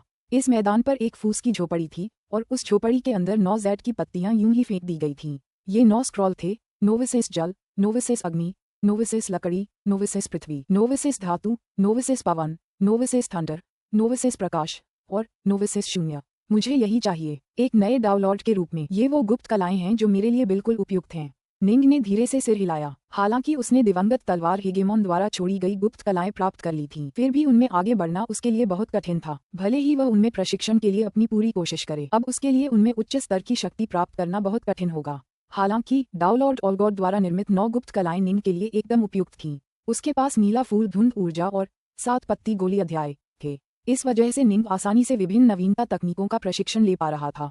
वह पहले ही सेप्टेसेंस थंडर के स्तर तक पहुंच चुका था और उसे रोकने वाली एकमात्र चीज ये थी कि उसके पास अन्य प्रकार की दाव बिजली नहीं थी जिसकी उसे आवश्यकता थी। अगर मैं पूरी तरह से नोविसिस थंडर में महारत हासिल कर लूं तो मैं इससे ज्यादातर वर्ज लेवल डॉलॉर्ड्स को मार गिराऊंगा। अगर मैं सभी 9 गुप्त कलाओं को एक साथ मिला सकूं तो पैट्रियार्क क्लियरविंड जैसे लोग भी शायद मर जाएंगे। अगर वह बच भी गया तो भी वह बहुत बुरी तरह घायल होगा। निंग जानता था कि 9 नोविसेस कलाओं का प्रशिक्षण उसके लिए अभी सबसे अच्छा विकल्प था। यही वजह थी कि उसने स्काईवुड सिटी पहुंचने में 1000 साल लगा दिए थे। दाओ लॉर्ड ऑलगॉट की 9 गुप्त कलाएं केवल दाओ गठबंधन के भीतर ही खरीदी जा सकती थीं। ब्राइट शो साम्राज्य केवल 5 कमजोर गुप्त कलाएं ही खरीद पाया था, जिनमें नोविसेस थंडर, नोविसेस विंड, नोविसेस लाइट और सबसे शक्तिशाली नोविसेस वर्ड तकनीकें सभी गायब थीं। निंग ने विभिन्न तकनीकों पर नजर डाली और अपने हृदय में आनंद का अनुभव किया। ये 9 गुप्त कलाएं थीं जिन्हें दाओ लॉर्ड ऑलगॉड ने बड़ी मेहनत से रचा था, और जब इनका एक साथ प्रयोग किया जाता था तो वे सचमुच अलौकिक शक्ति प्रदान करने में सक्षम थीं। मैं उन सबको खरीदने जा रहा हूँ। निंग ने अपना हाथ हिलाया और सभी 9 जेड पर्चियां इकट्ठी कर लीं।